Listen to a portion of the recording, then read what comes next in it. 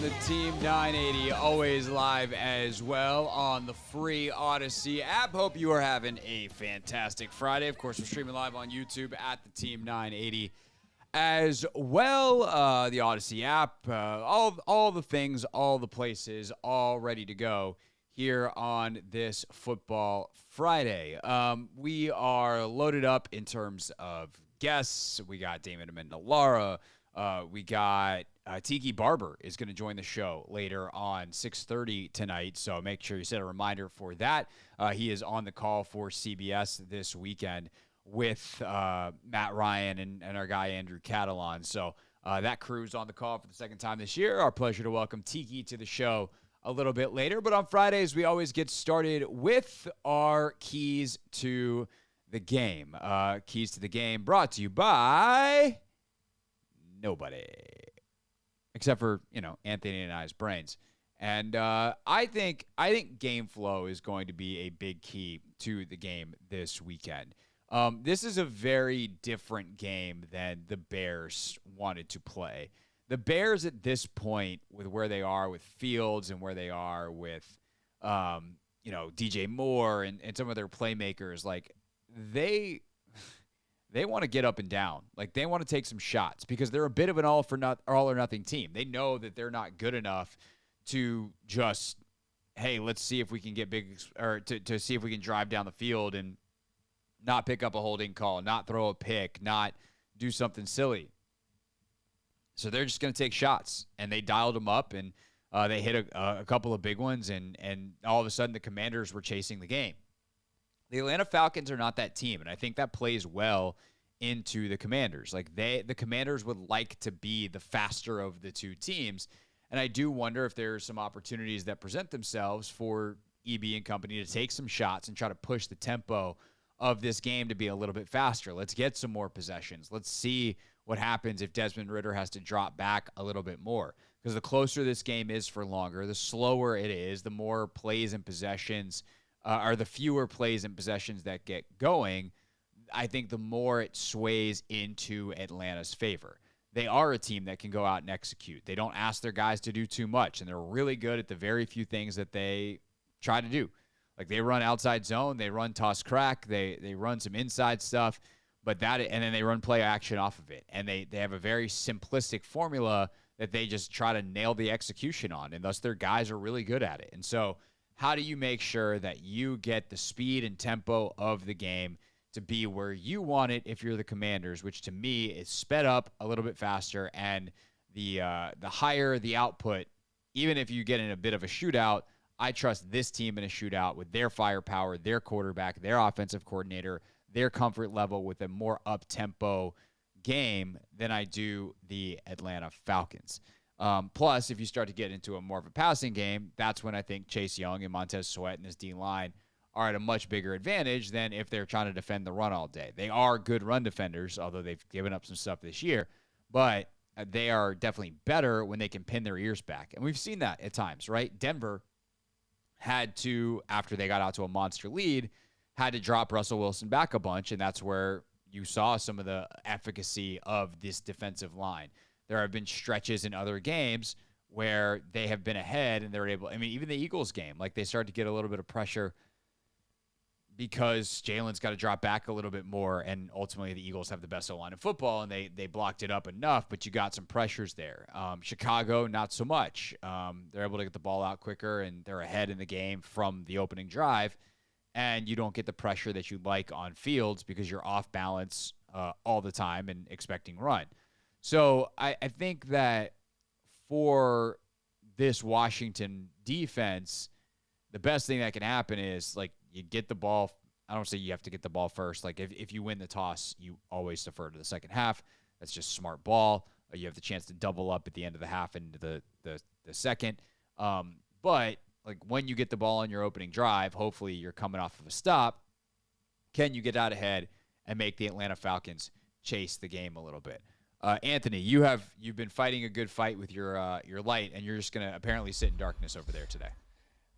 Yeah, I don't know what's going on, to be honest, because the light is on. It is on, but Just turn it up? Yeah, it's all the way up. all the way up, and I just don't know what to do at this point. I think we just keep messing with it in the break. Yeah, because we can't have our guy disappearing into the darkness. Yeah, backlighting kills you. Yeah, it definitely is killing me. And also, your camera's all funky. I know it's a different camera. Yeah, I think that's more so that may be what it is. I'm not sure.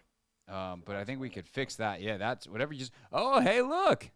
Oh, that was everybody. There's Anthony. So for the radio audience, I'm at home on Fridays, so I'm sitting in my home studio, and I can't just like look over and see Anthony. So in order for me to legitimately like see and talk to him, I have to look at him through a television screen. And so now that I can see him, I feel like we can have a conversation about the keys to the game. Yes. What's your key to the game? I'm going to look at the defense, and I'm going to ask that Jack Del Rio does something that we did towards the end of the season and that worked really well for us, and that's play more zone. Yes, we do get Chase Young back. Yes, we do get, a ball-hawking cornerback in rookie Emmanuel Forbes. But through 5 weeks, us playing man defense has not worked. And I think we played a little bit too much of that. So I think we resort back to, playing zone defense, because guess what? That's what had this defense playing so much better late in the season. So that will be my biggest key defensively. Offensively, again, I would just say get off to a faster start.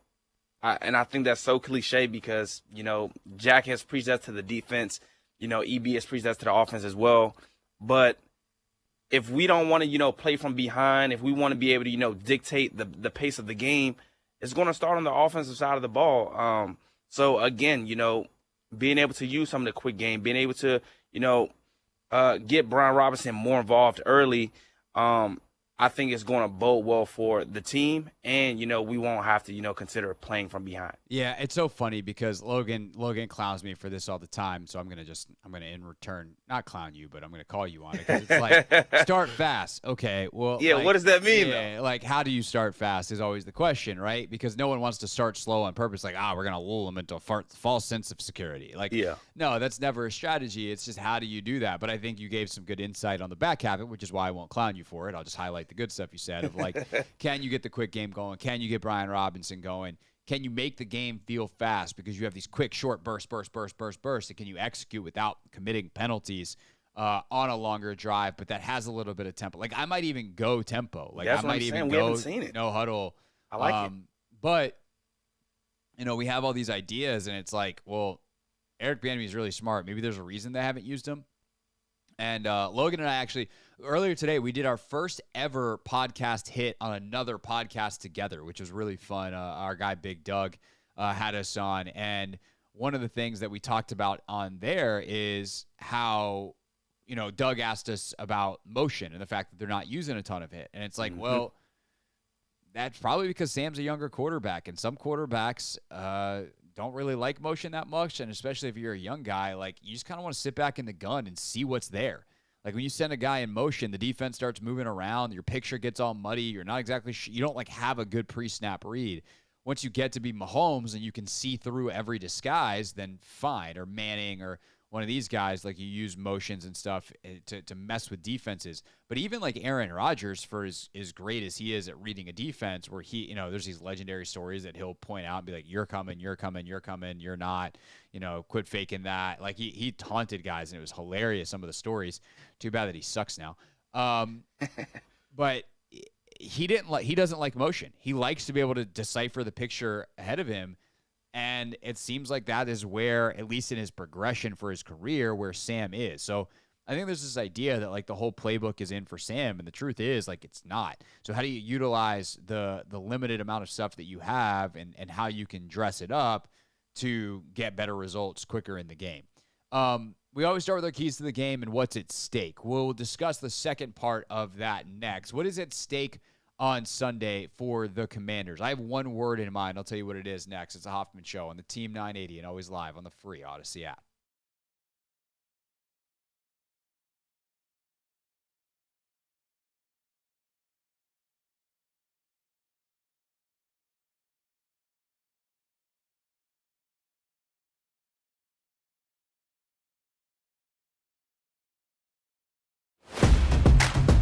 they get real Icarus-y, to go back to your Greek mythology days. You remember the story of Icarus, Anthony?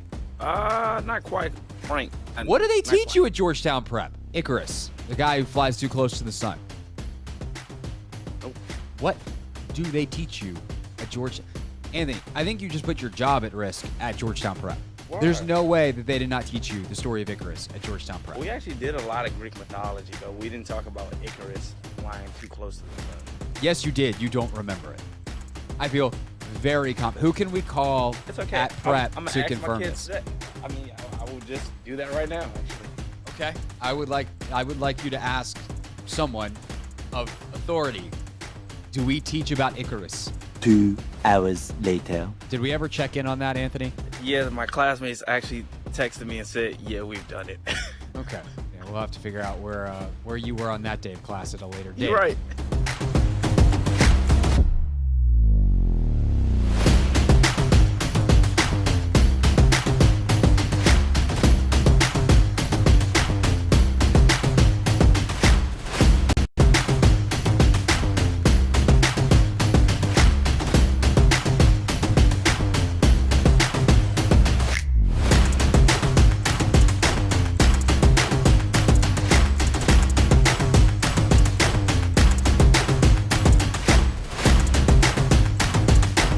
Last night, Aryna Sabalenka makes the U.S. Open final, the Belarusian player, and here's how it sounded on Belarusian television. Арина Соболенко! Ваму!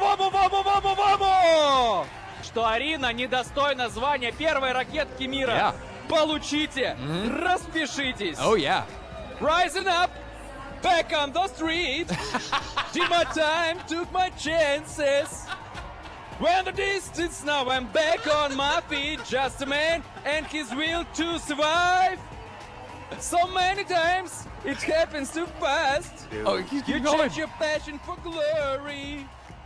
It's the eye of the tiger. It's the thrill of the night. Rising up to the challenge of a rival. And they lost, no survivor. Chose to... Все, ребята, я сдулся. 10 out of 10. No notes.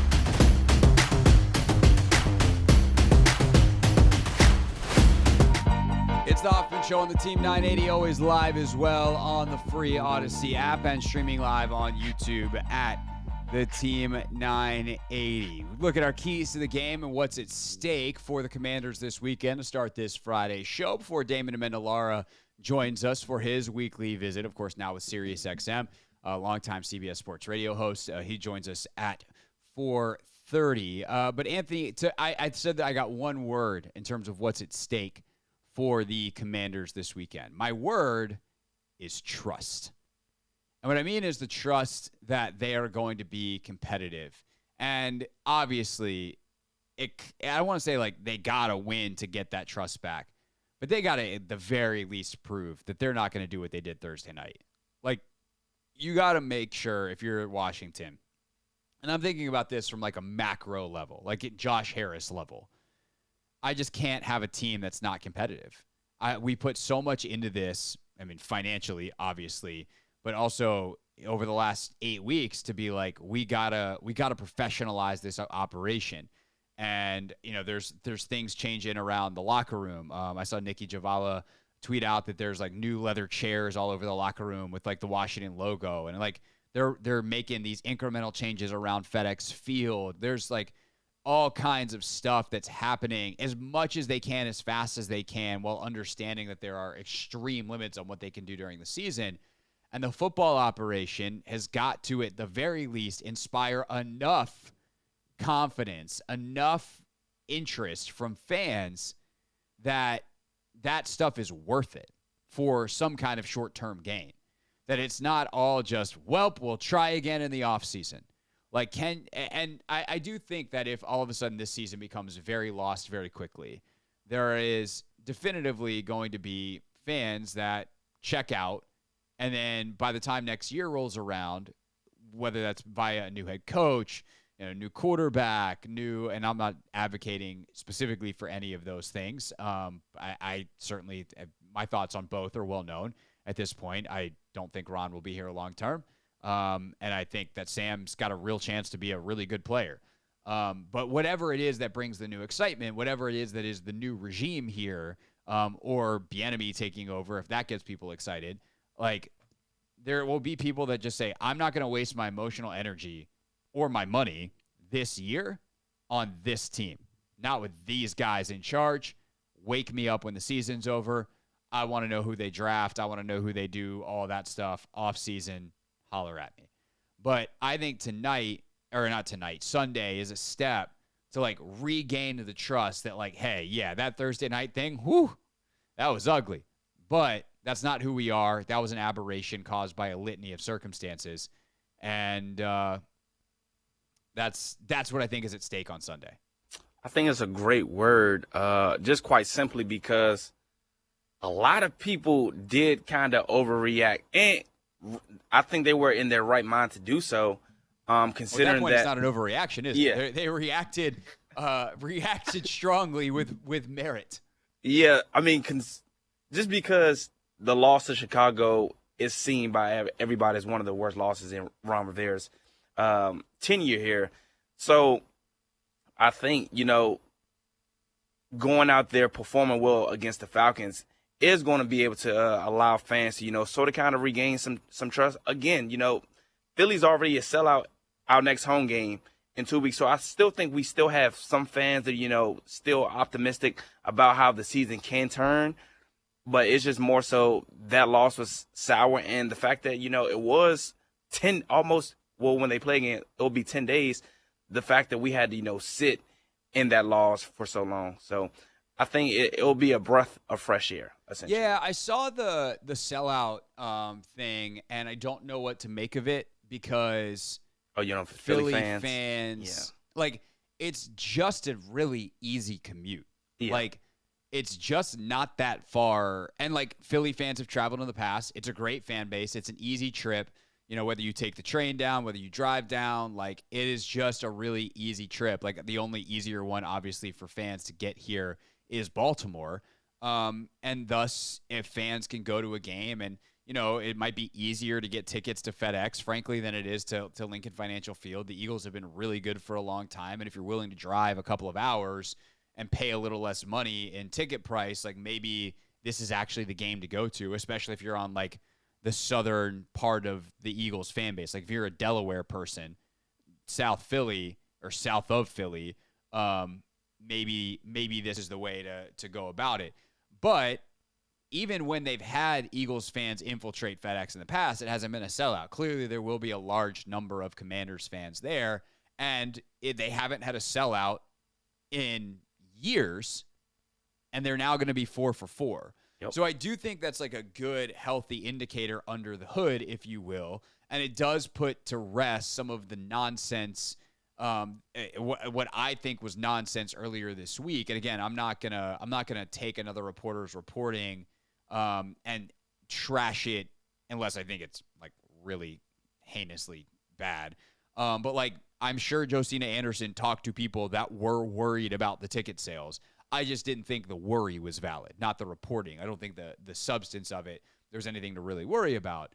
And so I find it interesting to see what the reaction is if if this weekend goes poorly, there's going to be a lot louder calls for changes. And then the people that are saying it can't get any worse, like they've got a much better argument this weekend. It becomes much harder to say, like, if they could just clean up these 1 or 2 plays or these 5 plays, they could just get, like, no more just almost, like you be 6 games into this and the problems aren't getting any better.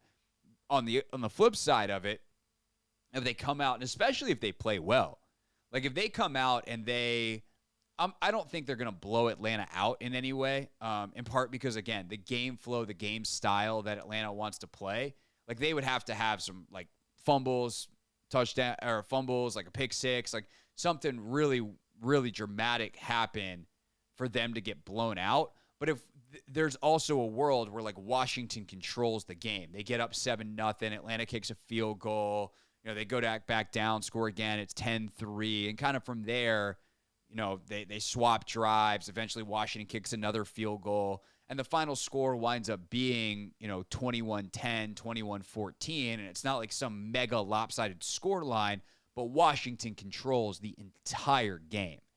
And if that happens, then I think that we wind up looking back on the Bears game and going, okay, let's see what they do against the Giants, and can they prove that that was truly an aberration? And then it's back to Philly, and, like, we'll see what happens. But I think, again, like, there is a world to me where in a couple of weeks we look back on that Bears game and go, they were exhausted from Philadelphia. They had to travel to Philly, which isn't a big deal, but is not nothing. It was a divisional game that went to overtime, and Chicago looks a lot better. Like, they figured some stuff out against Denver. They obviously ran roughshod over Washington. Chicago looks better, and the way they play was tricky to prepare for. And I think the best case scenario in a couple weeks is that we look back at the Bears game as an outlier. Of course, in order for that to happen, you got to earn the trust back this week with a good performance. And I think really to be on that kind of path, you got to win on Sunday. Yeah, and also last thing on the game against the Bears, it's a Thursday. Those Thursday games are just a little weird. Even last year when we played the Bears and everybody thought we were going to go in there and trounce them, we really should have lost the game. But the ball bounced in our favor a couple of different times, and we were able to pull it out. So, I mean, hopefully we can right our wrongs and go out and beat Atlanta, and then also hopefully beat New York before heading up against Philadelphia. But again, this is a chance just to redeem ourselves and put some trust back in our fans. Yeah, no doubt about it. All right, still to come on the Hoffman Show today. Damon Amendolara is going to join us next. Of course, CBS or longtime CBS Sports Radio. Now he is with SiriusXM and Mad Dog Radio. So DA will join us next. Same insight, same analysis. We're going to talk about a couple of hot topics around the sports world, including what is going on with Sean Payton and the Denver Broncos.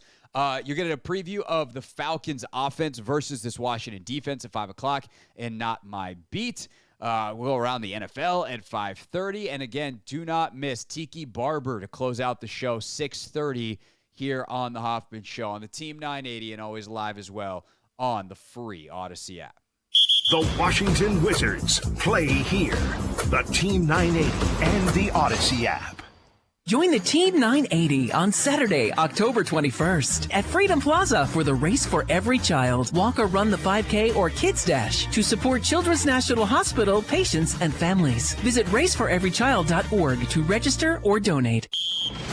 What's up, everybody? Nick Costos here with the Sports Betting Minute, brought to you by BetMGM, the king of sportsbooks. Coming up on Sunday, Week 6 in pro football, how about Las Vegas hosting New England? Las Vegas, for now, is a 3-point home favorite. This might dip down to 2.5 at some point soon, but for now, Las Vegas -3, and the total is 41.5. It brings me no pleasure to say this, as someone who has bet New England the last couple of weeks and watched them get completely humiliated, but all the sharp bettors that we deal with on our show like New England this week at the number of +3. It does make a little bit of sense Las Vegas' coach on the other side. Can you really trust him to win this game and win it by margin? I can't click the button on New England here, but that's who the Sharps seem to like this week. New England +3. That's it for this Sports Betting Minute, brought to you by BetMGM. Download the BetMGM app and take your game to the next level with the king of sportsbooks. BetMGM and GameSense remind you to play responsibly and offer resources to help you make appropriate choices. Visit BetMGM.com for terms and conditions. 21 years of age or older. Virginia and Washington, D.C. only. Please gamble responsibly. Gambling problem? Call 1-800-522-4700. Hey guys, it's Kevin Sheehan here from my friends at Window Nation. Fall is the best time of the year. There's so much to love about the fall, especially the return of Window Nation's best offer of the year. Get 2 windows free for every 2 you buy, plus no money down, no payments, no interest for 2 years. If your old windows are hard to open and close, they're drafty, they're leaky, now's the time to call Window Nation. Get 2 free windows with every 2 you buy, pay nothing for 2 years. 866-90-NATION.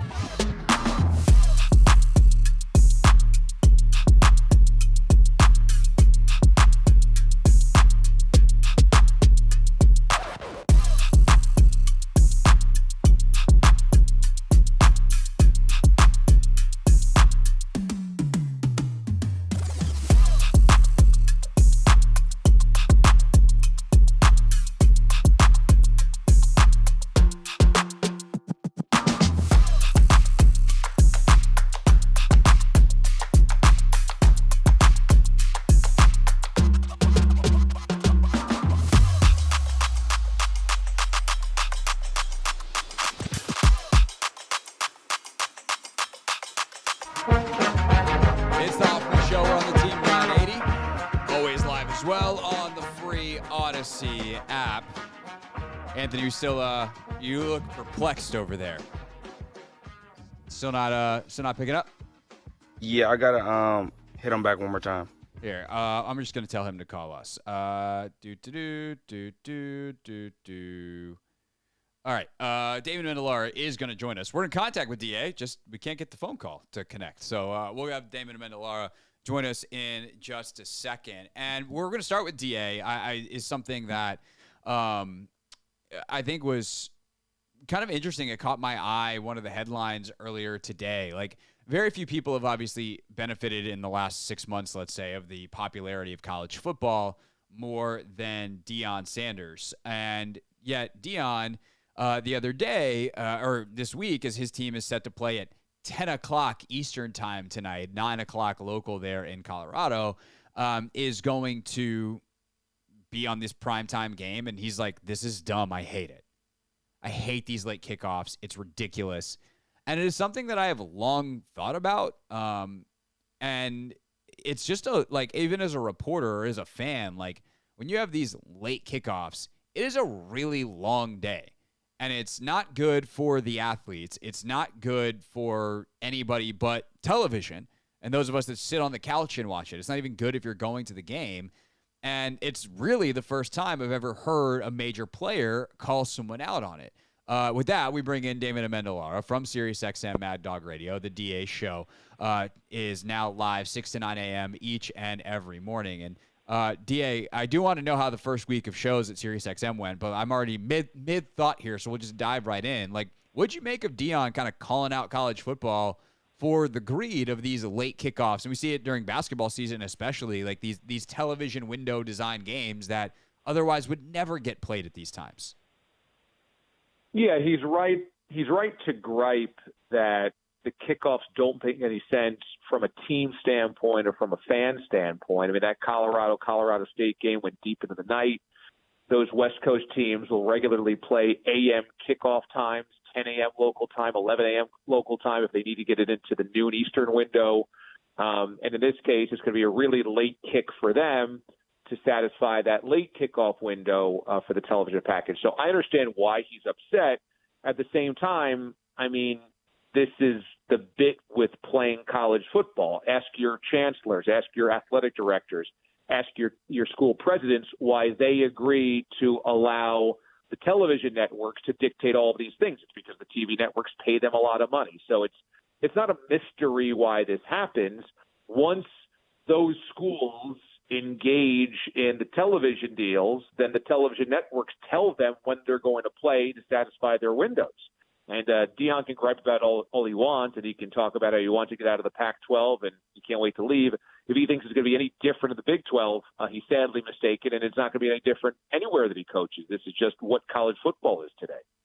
Yeah, and it's something, too, with, like, just player. Like, if I think about it as a strength and conditioning person, a fitness person from, like, a performance standpoint. Like, it's terrible for the players. Like, trying to get your nutrition right, trying to do all this stuff to actually perform at the level you want to for these games. It's terrible. And, you know, like the Bills last week going over to Buffalo, or going over to London.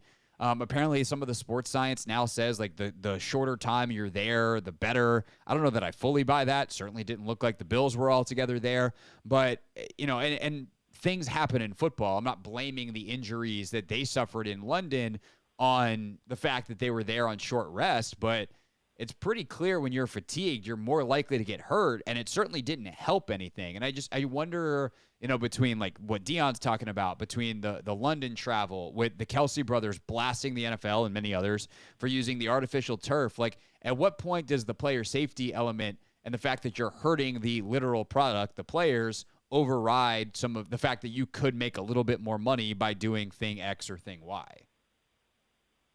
In the NFL, the Players Association can put a stop to it. And I hate the fact that NFL owners squeeze blood from a rock. And I think that the artificial turf, you know, discussion points are totally ridiculous, and how the NFL owners will tell you that it's the same, you know, ratio of injuries on grass versus turf. And this Tottenham Hotspur Stadium in London is particularly egregious because they have natural grass for soccer that they wheel out to then allow artificial turf to be on there for football. So the NFL could mandate the same thing like the Premier League does in that stadium that has grass, but just doesn't think it's that important.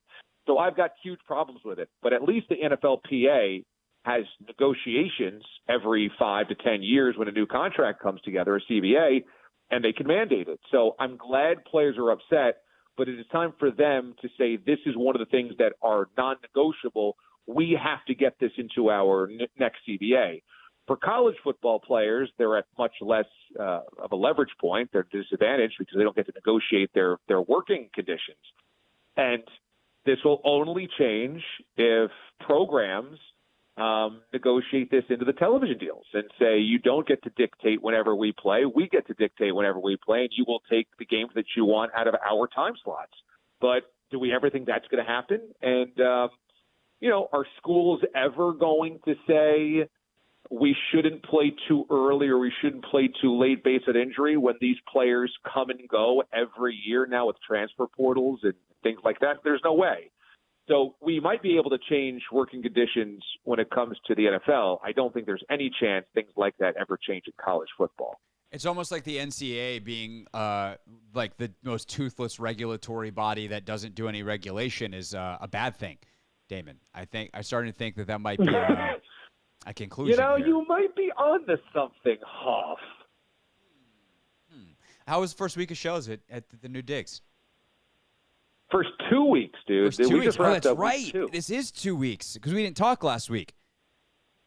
How were the first 2 weeks? It was very fun. We had one of the highlights this week was we had Andrew Dice Clay on the show, and the Dice Man, well known for his colorful language. We had him on we actually taped the interview the day before, which was like 30 some odd minutes. We cut it down to 20 and we didn't have to beep or censor anything. And I just thought, this is the beauty of Sirius XM and working on satellite that's coming through right there. I get to run a 20-minute interview and never have to worry about any of the language that the comedian uses. And let's face it, Dice is about as vulgar as it gets. So that was awesome. I love that part of it. But also it's really cool to speak to an audience that has not heard my show before. You and I exist in maybe a place like most hosts where when you do it for so long, you kind of are used to the audience being used to you. And then suddenly you go somewhere and go, oh, this is wild because nobody has actually listened to my show regularly, or many of them haven't. So you introduce all these things that you've done to a totally new audience. So that's really exciting and really cool. So I'm digging that in a big way. And it's a little bit of an adjustment when I hear callers call up and they F-bomb the teams that they hate or they F-bomb the coaches that they want to fire. And I'm like, oh, right. We don't have to dump that. Yeah. But it's fun. Do you cuss on the show? That's obviously the very important question. No, I don't. And I think it's, both you and I attended Syracuse and went to broadcast journalism school there. And so, there's something that's ingrained in you when you go through J school that you're just never comfortable doing it. But then also I've been on the air every day or every weekday usually for about 20 years. Hard to break those habits. Yeah. Even if I was close to doing it, I don't think I could actually get myself to go there because out of force of habit, I've always stopped short of doing it for 2 decades. So I haven't done it yet. I don't think I will, but, at least the green light is there. It's like rounding third. You always can come home. That's true. That's true. I've done enough podcasting at this point that, if I was at a Sirius, I think I probably would on occasion. But I also, even every time I do it on a podcast, I'm like, should I? That J school education certainly looming large. Okay, you want to know what hasn't changed in 2 weeks? The Broncos still stink. How surprised are you or not that Sean Payton is struggling this much to turn Nate Hackett's Denver Broncos into his own, at least what they were supposed to be in his own mind? I'm not surprised so much that they're not winning a lot of games. When Sean Payton said I'd be disappointed that this team is not a playoff team this year, I thought that was ludicrous. But here's what I'm surprised at. That Sean Payton's decision-making seems so poor. From a roster standpoint, they just flat-out cut Randy Gregory. Okay, that wasn't a Sean Payton guy. He had been there before, but you would think keeping a guy around just for depth purposes, even if they have a young defensive lineman that'll take a lot of snaps away, you're paying him anyway. You're going to pay Randy Gregory to go away? All right, bizarre. But then next, this Frank Clark thing, Sean Payton signed Frank Clark. Sean Payton wanted Frank Clark in February. Sean Payton got Frank Clark, and he didn't make it to Halloween, and suddenly he's out. So that was clearly a miss from a roster situation. Now, last night, there was the mistake with Sean Payton didn't know it was 4th down. He thought it was 3rd down, so he had to take the time out and admitted today that it was a boneheaded error. So if Sean Payton can't get Nathaniel Hackett's team, quote-unquote, to win, that's one thing. he's also making his own unforced errors. So that feels very weird to me. And then the Russell Wilson thing. Look, if he was brought in there to, quote, fix or unlock Russell Wilson, he's doing the opposite. Last night, Russ threw for 95 yards and looked largely disinterested for most of the night. So I would say that whatever they thought they were getting from Sean Payton, smart game management, smart roster building, unlocking Russell Wilson, they're getting the opposite of that right now. Yeah, one of the things that I found really bizarre about watching them, and obviously the Commanders played them a couple weeks ago, is like they can't get plays in on time. Like, how is Sean Payton to Russell Wilson, a veteran quarterback, resulting in timeouts late in the clock because they didn't get the play in on time or straight up delay of games? Like, that is amateur level stuff from those two, and it just when you go make fun of look, you and I, of all people, DA, when I say this, you're the one who understands it the best. Like, my experience with Nate Hackett when he was the OC at Syracuse, never once looked at that guy and was like, future NFL head coach. Never future NFL OC. Yeah. You got to edit my writing about Nate Hackett back in those days for the Orange Fizz. But when you go and make fun of a guy like and call him out like that, and then this is what you put out there on film, like, that is thoroughly embarrassing for Sean Payton. That's a really good point. Sean Payton calls Nathaniel Hackett's job last year perhaps the worst coaching job in NFL history. And you'd be hard-pressed if you didn't know who was on the sidelines to think that anything had changed from a coaching standpoint if you watch this year's Broncos and last year's Broncos. So if he thought last year's Broncos were the worst coached team ever, what does that say about what he's doing this year? They look just as poorly coached. They look just as disorganized. It looks like the roster is once again a problem. I mean, the Jerry Jeudy, Steve Smith thing from last night was also somewhat indicative of who the Broncos are. And I realize that Jeudy wasn't a Sean Payton guy, but, Jeudy comes off as kind of a bratty, diva in some ways who doesn't want to feel the criticism and then wants to ignore it after the game of only having 3 catches for 14 yards. So he's not productive and doesn't feel like he's driving very hard to change much. So everything about the Broncos right now stinks. That is the headline. Everything about the Broncos right now stinks. It doesn't stink. The DA show on Sirius XM. They're a massive comeback against the Bears away from being 0-6. Yeah. And they were down big in the fourth quarter to the Bears. That's their only win. They are that away from being 0-6. Hard to say that you're getting your money's worth from Sean Payton. I don't know, man. I saw the Bears play last Thursday night. I think the Bears are really good. That's just, when they beat your team 40-20. Whoops. That's right. Yikes. All right. Damon Amendolara, the DA show, is on Sirius XM, Mad Dog Radio, each and every weekday morning, 6 to 9 a.m. And he joins us here on Fridays. DA, always good to chat, my friend. Thank you, and enjoy the weekend. Thanks, Hoff. You too, man. See ya. All right, David Amendolara with us here on the Hoffman Show. When we get back, we get you set for that weekend with the weekend preview. Here's what's trending on the Team 980. Big college football weekend tonight, Stanford, Colorado. It is a 10 p.m. Eastern kick out in Boulder. The big story here is that Travis Hunter is expected to play, the Colorado star that's been out since the Colorado State game. Biggest game on the weekend in general is Oregon-Washington, Pac-12 matchup, 3:30 Eastern on Saturday from Seattle. You also got USC Notre Dame this weekend in South Bend at 7:30.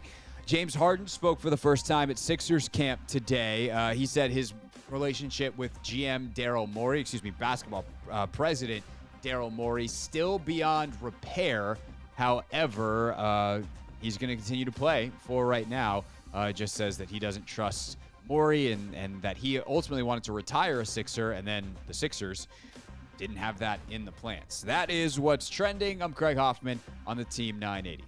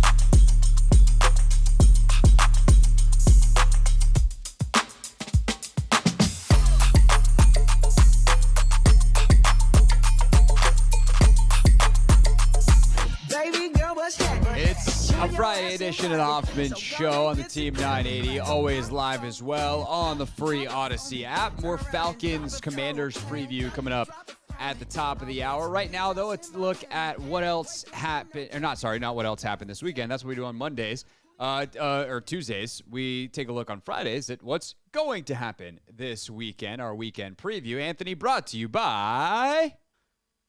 Nobody. Nobody's home. Travis Hunter's home. College football this weekend. Mentioned this in what's trending. You got some monster games on the schedule. It's not so much that the Colorado-Stanford game's a monster game other than Hunter returns. Like, obviously, Colorado was the story of the season early. That Colorado State game, like, is kind of the peak of the popularity of that. They can take a big loss the next week, but it's without Hunter, who's one of the, 5 to 10 best players in the nation. And so what do they look like tonight against a Stanford team that they should beat handily with him back? Obviously you wouldn't expect him to play as many snaps as he did beforehand, where he's playing both sides of the ball. How does he play tonight? Where does he play tonight? Those are key questions that we will see, or that we'll read about tomorrow, because we're going to go to sleep because that game kicks off at 10 p.m. Eastern time, Anthony. Unlike you, Craig, I will be up, but I don't know if I'll be up until the wee hours of the night. I will watch at least one half of it. Okay. At least. You have fun. You have fun with that. You tell me what happens tomorrow. Tomorrow? Yeah. Like, not on the show, because we don't have a show. Okay. But, like, you have my number. Yeah. Make it sound like it's impossible to get in touch with me. Okay. My bad. Maryland and Illinois. Terps at 3:30 tomorrow, of course, here on the Team 980. Maryland looking to bounce back after their first loss of the season, a hard-fought one to Ohio State. Probably the best game of the weekend, certainly the only top 10 matchup. Washington hosts Oregon. What do you make of the Oregon unis? I like them. I like them a lot. They also, I did laugh at Mina Kimes, who's a UW fan. Uh-oh. She's like, y'all look like cookies and cream. UW by infinity. But they actually, you know what they remind me of? They remind me, I'm wearing, for those that are watching on YouTube, I'm wearing one of my U.S. Women's National Team jerseys right now. This was the one that they wore before the World Cup round. But I actually have, I should have, if I had known that I was going to say this, I would have worn it. But like it looks like the white World Cup jersey that the U.S. wore. It's got like kind of the spots on it. It's very, very cool. It's just, Oregon has a million uniforms. And you're like, oh, that's an Oregon uniform, I guess. You get it by billion, man. Yeah. When they put the helmet on, it's Oregon. It's fine. Yeah. Michael Penix Jr. versus Bo Nix, who's been in college for 742 years. He really has. It's actually crazy. USC and Notre Dame, also mentioned that one in trending, at 7:30. MLB playoffs getting going this weekend. It's interesting, Anthony, because the favorites have lost. But did you know, I saw this earlier on Twitter, 3 of the top 4 payrolls have made it to the semifinal round, to the CS round. So it's like, yes, technically you have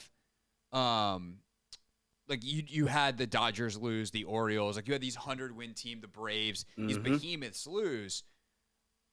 But 3 of the 4 teams that are playing, Texas, Houston, and Philadelphia, are 3 of the top 4 payrolls in baseball, and the only team missing is the Yankees. Wow. I did not know that. But they always say all it takes is just one win. As long as you get in, you're going to have a chance. And yeah, it's just, that those big money players can pay off in a major way, especially pitchers this time of year, because the rotations get shortened and all that kind of stuff. A guy like Bryce can just turn it on and take over a series. Have you been seeing him? It's incredible. I saw a headline earlier. I don't know where this was from, so I don't know how legit it is or like who was writing it. But someone was like, can Bryce Harper take over for Mike Schmidt as the greatest Philly ever? And I'm like, we're having those conversations about Bryce already? It might be crazy. Texas and Houston, by the way, great rivalry in the ALCS. That gets us started Sunday, 8:15, and then the NLCS is on Monday, kicks off in Philadelphia just after 8 o'clock. Game 2 of the ALCS will be first. How about a playoff game on a Monday at 4:37 in the afternoon? That's 3:37 local time. Yeah. Wacky bit. Very Wacky bad. bit, Major League Baseball. Are you going to be watching? Are you going to be not watching? Yeah. Are you going to be rooting for anybody? No. I don't think so. Part of me the wants Phillies to root. apparently kind of likable. I don't That's follow what I'm enough. saying. But it's the Phillies. Exactly. It's the Phillies. But, Trey's there. Yeah, Bryce Trey's is there. Bryce is there. My wife's from Schwarber's Philadelphia. There. Got that too. I guess I'm allowed to. Oh, man. It's going to get me thrown off the station. Just don't root for the Astros, those cheaters. No, never. Anybody but the Astros. The Rangers have had a weird year, too. Whatever. Yeah. Go Diamondbacks. All right. WNBA playoffs this weekend. Obviously, Liberty and Aces Game 3 on Sunday. Aces a chance to close it out and become back-to-back champions and make me look very smart. And Anthony and all of the Washington Wizards not named Tyus Jones look very silly. And then Sunday is decision day in the NWSL. Almost every team in the league is alive for a playoff spot. It is bananas. Every game at the same time. There's a whip-around show on CBS Sports Network. All the games individually on Paramount+. Of course, you can be one of the 15,000 expected at Audi Field for Spirit and Courage. North Carolina in town. Great matchup. Spirit win and they're in. They draw. They need help. There's also a way they lose and still get in, although that is obviously less likely. So hopefully they can get a win, make it easy. So I will definitely be at Audi Field on Sunday. Looking forward to that. And then I'm going to go home, and Logan and I are going to do a Take Command podcast, which is something that we did for today, previewing the Atlanta Falcons game, and that we will let you hear some of next. It's the Hoffman Show on the Team 980, always live as well on the free Odyssey app.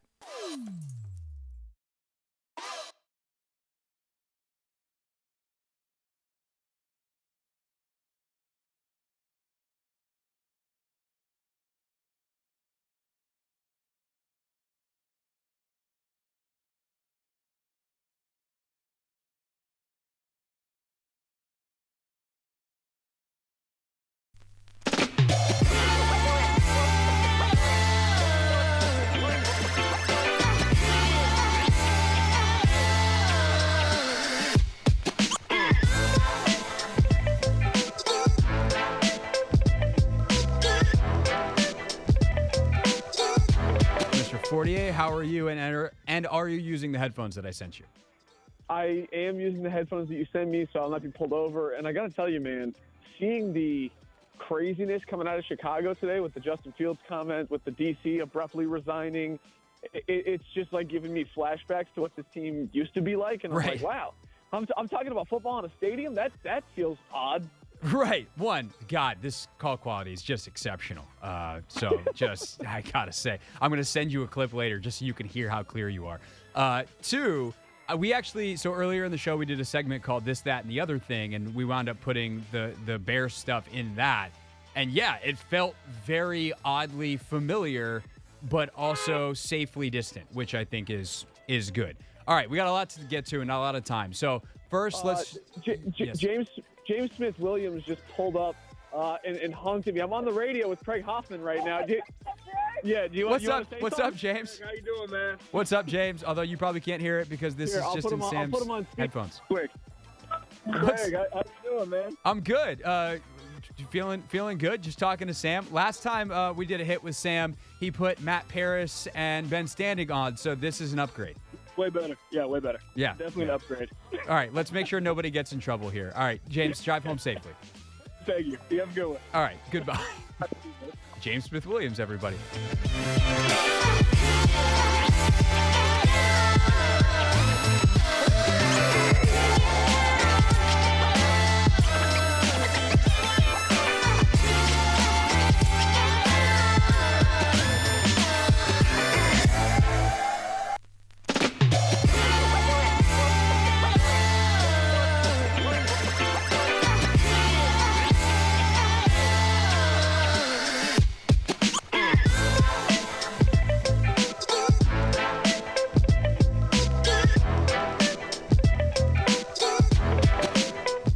I mean, that's been an ongoing bit. Oh, okay. I think Travis Kelce's got the best bit of all. He's just dating Taylor Swift. So, that forget the lyrics. and then we got our guy Ian Eagle talking about Travis Kelce finding blank space in the end zone. Now, that's how you do it. By the way, I did follow up. For those of you that listened to the end of the show on Monday, we said we're going to have to investigate. Was that, did Noah Eagle feed Ian, his dad, the lyric? I texted Ian. I was like, we might have to have you on the show to do this. And he's like, there's nothing to investigate. I'm just a Swiftie. Oh, okay. And I was like, oh, well, there goes the segment idea, Ian.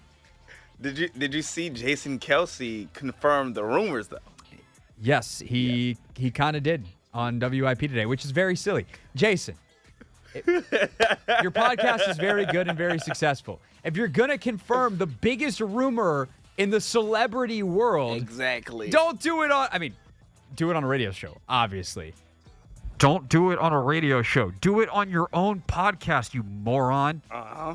I'm just kidding, Jason. You're definitely not a moron. Jason Kelsey, not a moron. It was just not the, why am I doing, let's keep going with the comments. Mm-hmm. All right.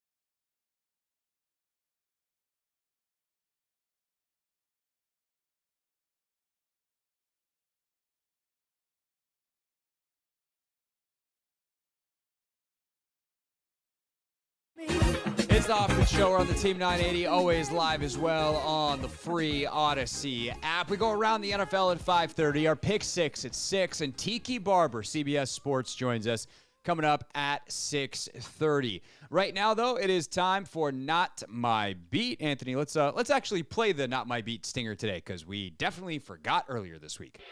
Today's top story from the perspective of someone who's there. You are looking live. This just in, Not My Beat. The people that are there, it's us, me and Logan, as in Logan Paulson, my co-host on Take Command, previewing the Falcons and Commanders, and specifically how the Commanders defense can try and get back on track versus a tricky Falcons offense.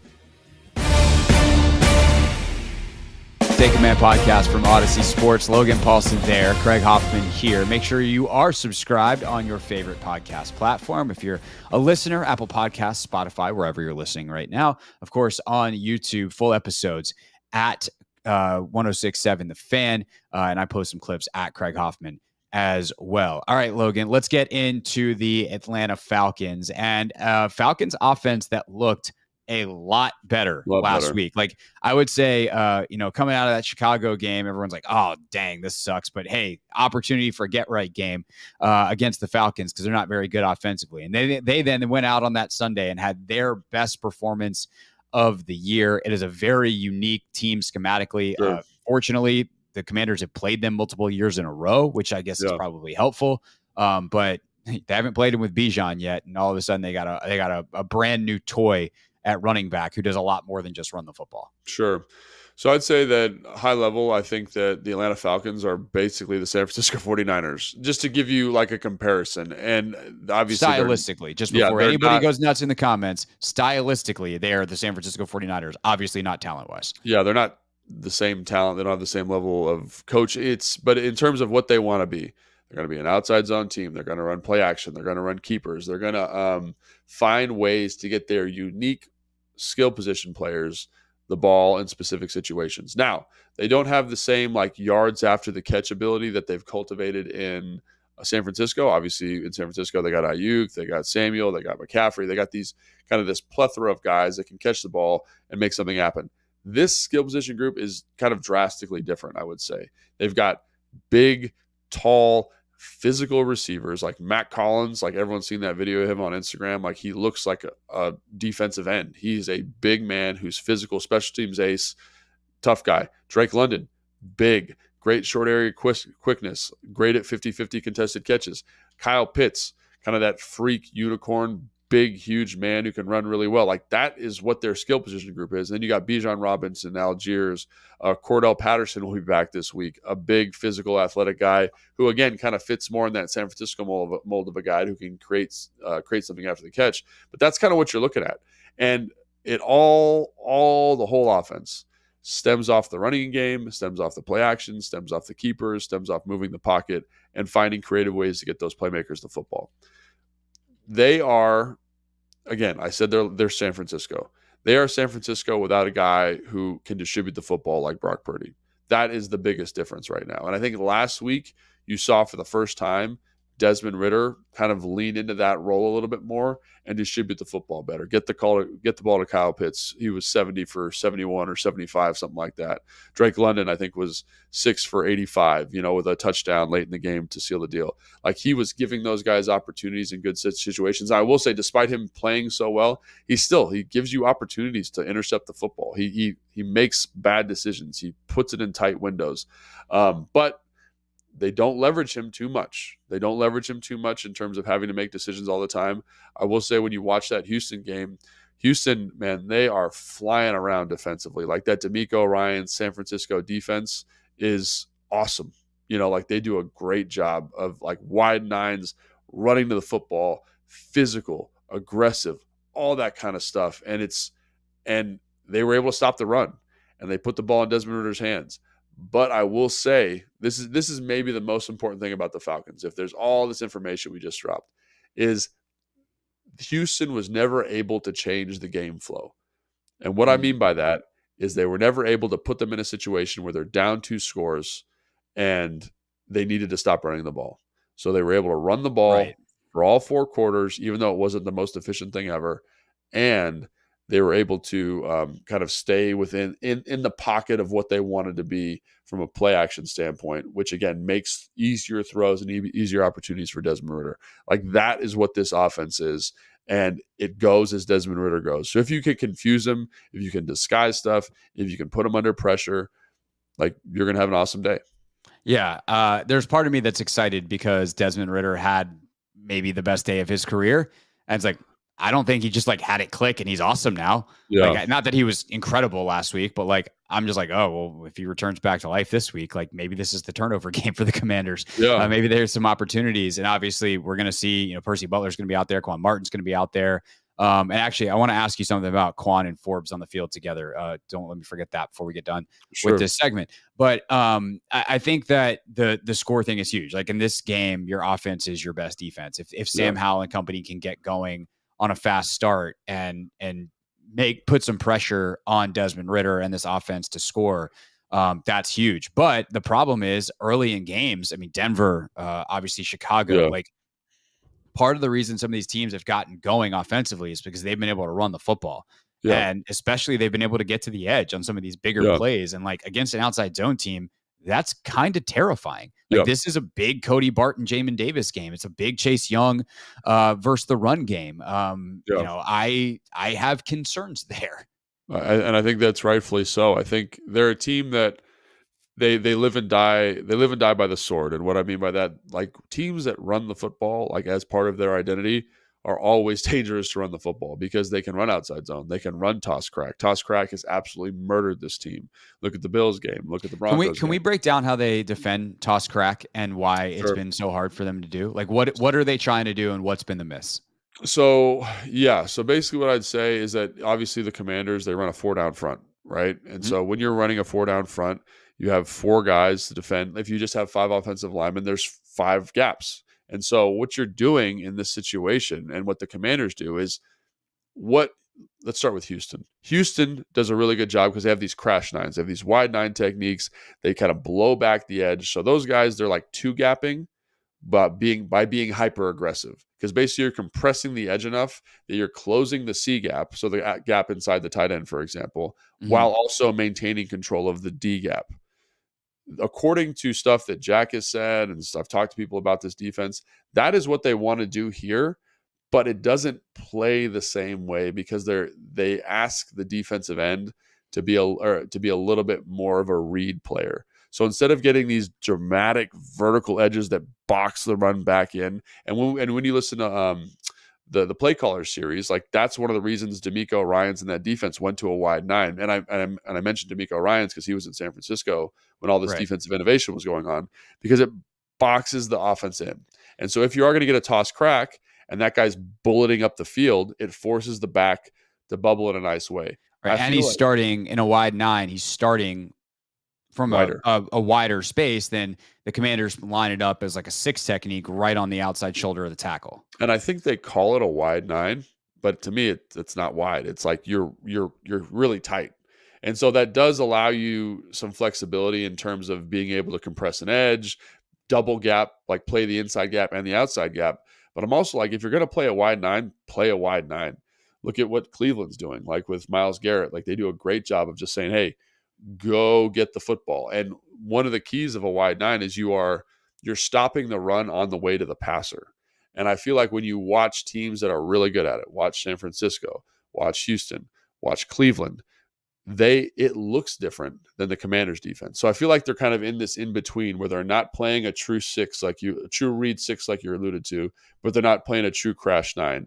And because of that, and this is just my opinion, because of that gray area, it leads to kind of these moments where it's like it's unclear of how they should play it, because you want the benefit of the wide 9, but you're also kind of playing a little bit of a read 6. So you get this weird situation where the defensive end isn't firing up the field. So when you get a crack, now they're kind of, I need to get up the field like I am a wide 9, but I'm not in a position or a mindset to do that consistently. So they usually get walled down. They're not getting enough penetration vertically to make the runner bounce the way you want. So they kind of are in this phase where like, I can't get to where I need to go. So do I fight back out across the guy's face versus bad leverage? And when I'm actually containing the defense. So that's where I think this technique that they're playing at the moment from the defensive ends becomes really muddy from a technical standpoint when it comes to defending toss crack. I think it's fine versus outside zone. I think it's fine versus powers and gaps and things like that. But I think that because of that gray area, it makes it challenging. It also creates a pretty nasty wash. Like there's a lot of them bodies in there, because obviously you have the receiver coming down to crack. You got that. You have the lineman who's there. You have the defensive end who's now getting caught, possibly getting pushed into the defensive tackle. It gets real money. There's a ton of bodies. It's hard for the linebackers to scrape over the top. And that's where it becomes, instead of like, damn, we gave up 5 yards, which is still not what you want against a run, it's 12. And your safety's got to make sure you come down and make a play. So it's obviously this is going to be a big Percy Butler game as well, as a run support player, obviously big Cam Curl game. As run support player. Well, to that point, I think like one of the things you see is because of what toss crack does is allows you to out leverage the defense. So I've now got a guy out of his gap, the defensive end, but I've also created really good landmarks or leverages for the offensive line, because that tackle now doesn't have to reach the defensive end or block him out. He can just run straight to the linebacker. So the linebacker now has a bad leverage on the tackle. So you really need to make sure that edge is solid versus the toss crack. And it's just been a little bit muddy for my taste from a technical standpoint. And you can tell guys are kind of unsure or in between. And then it gets to the corner, and Smoot has been, shouting from his milk box for weeks now about how he doesn't need a box. Fred just opens his mouth and it's loud enough. But every once in a while, if you listen close enough, he says insightful football stuff. Don't tell him I said that. But he says those corners got to come up and cut the tackle, cut the first puller. Because as much as there's a pile where the defensive end is, the corner has the ability to cut that guy's outside leg and make a pile there and force the ball back to make that run a little bit easier for the linebacker. So there are some things that, and again, I don't know what they're being coached. That's Fred's experience. Obviously, Greg William was his coordinator, hyper aggressive, different approach, different perspective. But as a guy that was the first puller quite a bit in truck and toss crack schemes, I'll tell you, the worst thing I could see out there was a corner cutting me down, because I want to go smoke the corner. I want to go hit the corner right in the face. He's 160 pounds. Let's go get it. Yeah, you want to drive him out to the sideline and create an alley for the running back to go through instead of a pile for him to have to jump over. But when he cuts your outside leg, you have to meet the coaching point is meet the cutter. So I have to drop my head down. We have to go helmet to helmet and it makes a big pile right there. So it just allows pursuit to get there in a way that is difficult for the offense to contend with. So I think there's a lot of things there in terms of toss crack that's challenging from a schematic standpoint that you saw in the Denver game, that you saw in the Buffalo game. Like, for example, in the Buffalo game, I'm rambling now a little bit. One of the things that stood out to me is Jamin Davis makes an incredible play on a toss crack, but he's defeating a guard, he's defeating a receiver to get there in time to make the play. And it's just like, that doesn't seem like a solution that I want to be living with long-term, as a guy having to defeat 2 blocks and run 25 yards to the sideline to make a tackle. Like, that's something they definitely got to get cleaned up, I think. And I think they will, because you have to in this league, or they're just going to continue to run it until you stop it. So. Yeah, no, it's definitely a challenge, and you know, Arthur Smith's the kind of coach that if you find something he likes, he'll continue to go to it. So, sure. It's going to be challenging. I think we've talked about some of the guys that haven't played at all defensively this year, mainly Quan, who's going to get on the field.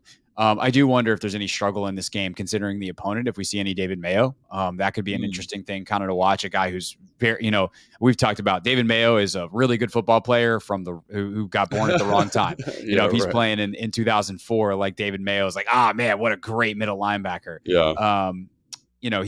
He's a good run player. So could he get out on the field if Cody struggles with some of these run fits? If they want to get a little more speed out there, they could obviously go the Cleek Hudson route. So that's something I think to watch.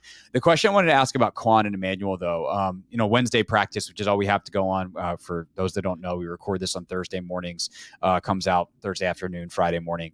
So we haven't had Thursday practice yet, but it looked like Danny Johnson was getting some of the reps ahead of Emmanuel Forbes. And the last time we saw Forbes and Martin on the field together was the preseason game where they give up a big play, miscommunication. Like, I kind of wonder if some of the concern about Emmanuel is like, oh God, we got to play Quan too. Do you think there's any concern of having them on the field together and perhaps there's even more impetus to get a veteran like Danny out there in some situations with Quan as they package things together instead of Forbes and having that risk of two rookies messing something up from we don't really understand what we're doing yet because we're 5 games or 6 games into our NFL careers. No, I think there is, and again, I don't know what the coaching staff is thinking. I'm just thinking based on my experience in the past, like there's always a concern with that. Anytime there's a young football player in who doesn't really know, and like there's grades to this, like there's certain young guys who come in and they know there's everything. There's a sliding scale. Right. But if there's a guy you're a little uncertain about, like you want to make sure they're in there with somebody who can help them. And like, it's the same thing with tight ends. Like there's a little bit of it was like this with Jordan, a little bit, he'd come in and be like, wouldn't remember the play exactly or wouldn't remember the motion. And I was there in certain situations, be like, hey man, just, you got the, and he'd be like, oh yeah, I got you. Yeah. Cause he's a smart guy. He studies a lot, but he's got a lot on his plate. So it's just nice to have someone in there that can help you out. So I think in this situation, you want people who, you don't want the blind leading the blind is basically what I'm saying. Like you see this a lot with like offensive linemen too, guys that are working together quite a bit. Is if there's 2 young guys, it's worrisome. If there's a young guy and a veteran, that veteran's always there to be like, hey man, remember, bang, combination, or this is what we're going to do. And he can communicate and kind of get those techniques coached. So I think, yes, if I was a coach, which I'm not a coach for the Commanders, I would be concerned about it. And it's something that in the week I would want to make sure I felt good about whether that means Danny plays more or Forbes plays, whatever that rotation is. But I want to make sure that there are 2 guys, one of those guys knows what the heck is going on. Yeah. So I wonder what it winds up being, because they do package this stuff. Sure. Like, is Emmanuel out there in true nickel where it's Emmanuel, St. Juste, Fuller, and 2 safeties, Butler and Curl. And then when it's Buffalo, is Danny out there? And whether he's in the slot or whether he's outside, I would think you'd probably put him in the slot and just leave Benjamin outside. But, they put Danny outside last week, and we'll see. Point is, like, there's a way to do that where Emmanuel is still playing. He's not fully benched, but you take some off of his plate. You also know now you've got to get Quan out there because you lost Forrest and Reeves, but you don't ever have them out there together.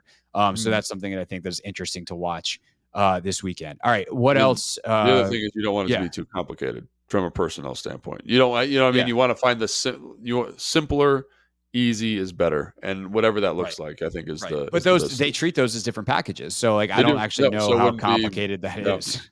Like, hey, we're in Buffalo. All right, Danny's out there. I guess it becomes complicated for St. Juste. Like, hey, dude, where are you on these? But they've been doing, but like to your point, they've been doing that this whole season. He's been in and out. He's been bumping inside, outside. So he's had a lot on his plate for sure. Yeah. All right. What else from this Atlanta offense is worth noting before we see how Sam Howell and company can attack the Falcons defense? Yeah, we talked about the playmakers. We talked about the game flow. I really think that's the crux of what's going on here with them. Kyle Pitts seems to be playing better.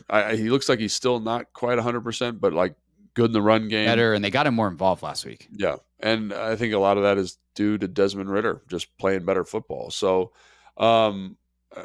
I kind of wonder, I talked to Fred about this a little bit, Tana, like, you know, they've got some big receivers. Like, how does that affect you? I think that's probably a favorable matchup for, you know, St. Jude's. I think Fuller, Kendall, because there's not like a lot of speed on the field.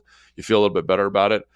So I think that's probably a good matchup. The offensive line is one I find really interesting. They're starting a rookie left guard, Matthew Bergeron, and that's a matchup. Yeah, that's a matchup that I think John should be able to exploit. And I think, you know, Jake Matthews, good left tackle, probably a top 12 guy at the position.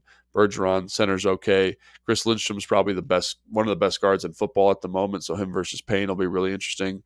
And then Caleb McGarry is kind of one of these like hulking, super run blocking right tackles. Like, he might be the best run blocking right tackle in the NFL. So watching him against Montez, who again is one of the best edge setting defensive ends in the NFL, I think will be a really interesting matchup. And that's something that they're going to do a lot in this game. Like, they're going to run the ball, they're going to be physical, and really it just comes down to this is something I wanted to point out too, just from a mindset standpoint. This is a team that plays hard. They play physical, they play tough. So, you know, all this talk about, you know, guys not being ready or guys not wanting it, like, this is a game where you shut people up about that. If you come out and you say, this team is trying to be physical, they're trying to punch us in the mouth. And it's not just the Lions punching people in the mouth. Algiers runs maybe the hardest running back in the NFL. He runs hard. You know, they have a fullback, Kendall Smith. Like, he's an excellent blocker. He's an excellent pass catcher. They got big receivers who block. You know, like, they are going to come after you, and they are going to draw. Like, Jonnu Smith is one of the best blocking tight ends in the NFL from like a physicality standpoint. So they're going to draw a line in the sand, and they're going to say, are you going to step to this? Or are you going to back up? And I really think if fans say that this isn't important, they don't care about this team doesn't care, like, this is going to be a really good litmus test for that, because it's going to be a physical, tough matchup, and it's going to feel like a very traditional football game. And what I mean by that is something from like the late 90s, early 2000s, where it's like, we're going to do what we do, you're going to do what you do, and let's see what happens. So I think that I'm kind of excited for that matchup, because I think it's going to help kind of inform like where this defense is at. Yeah. So a couple of notes real quick. I was doing some prep this morning, and PFF in their daily email sent out their offensive line rankings. Atlanta comes in at 6th. You're talking about one of the best in the league.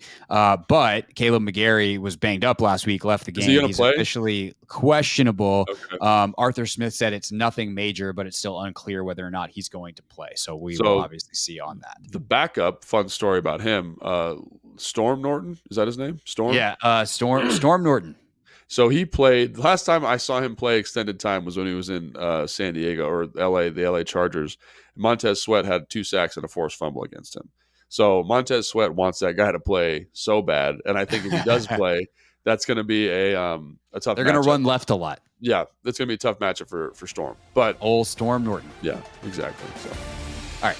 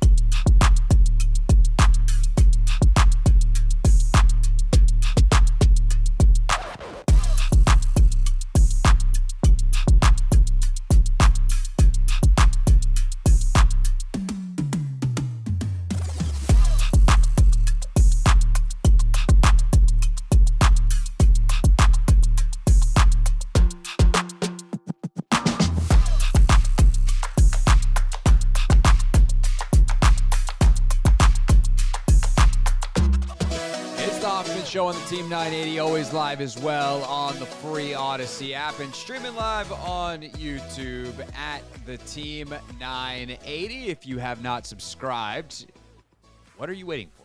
Just go ahead and do that right now. So it's right there. Just click the little boop, subscribe.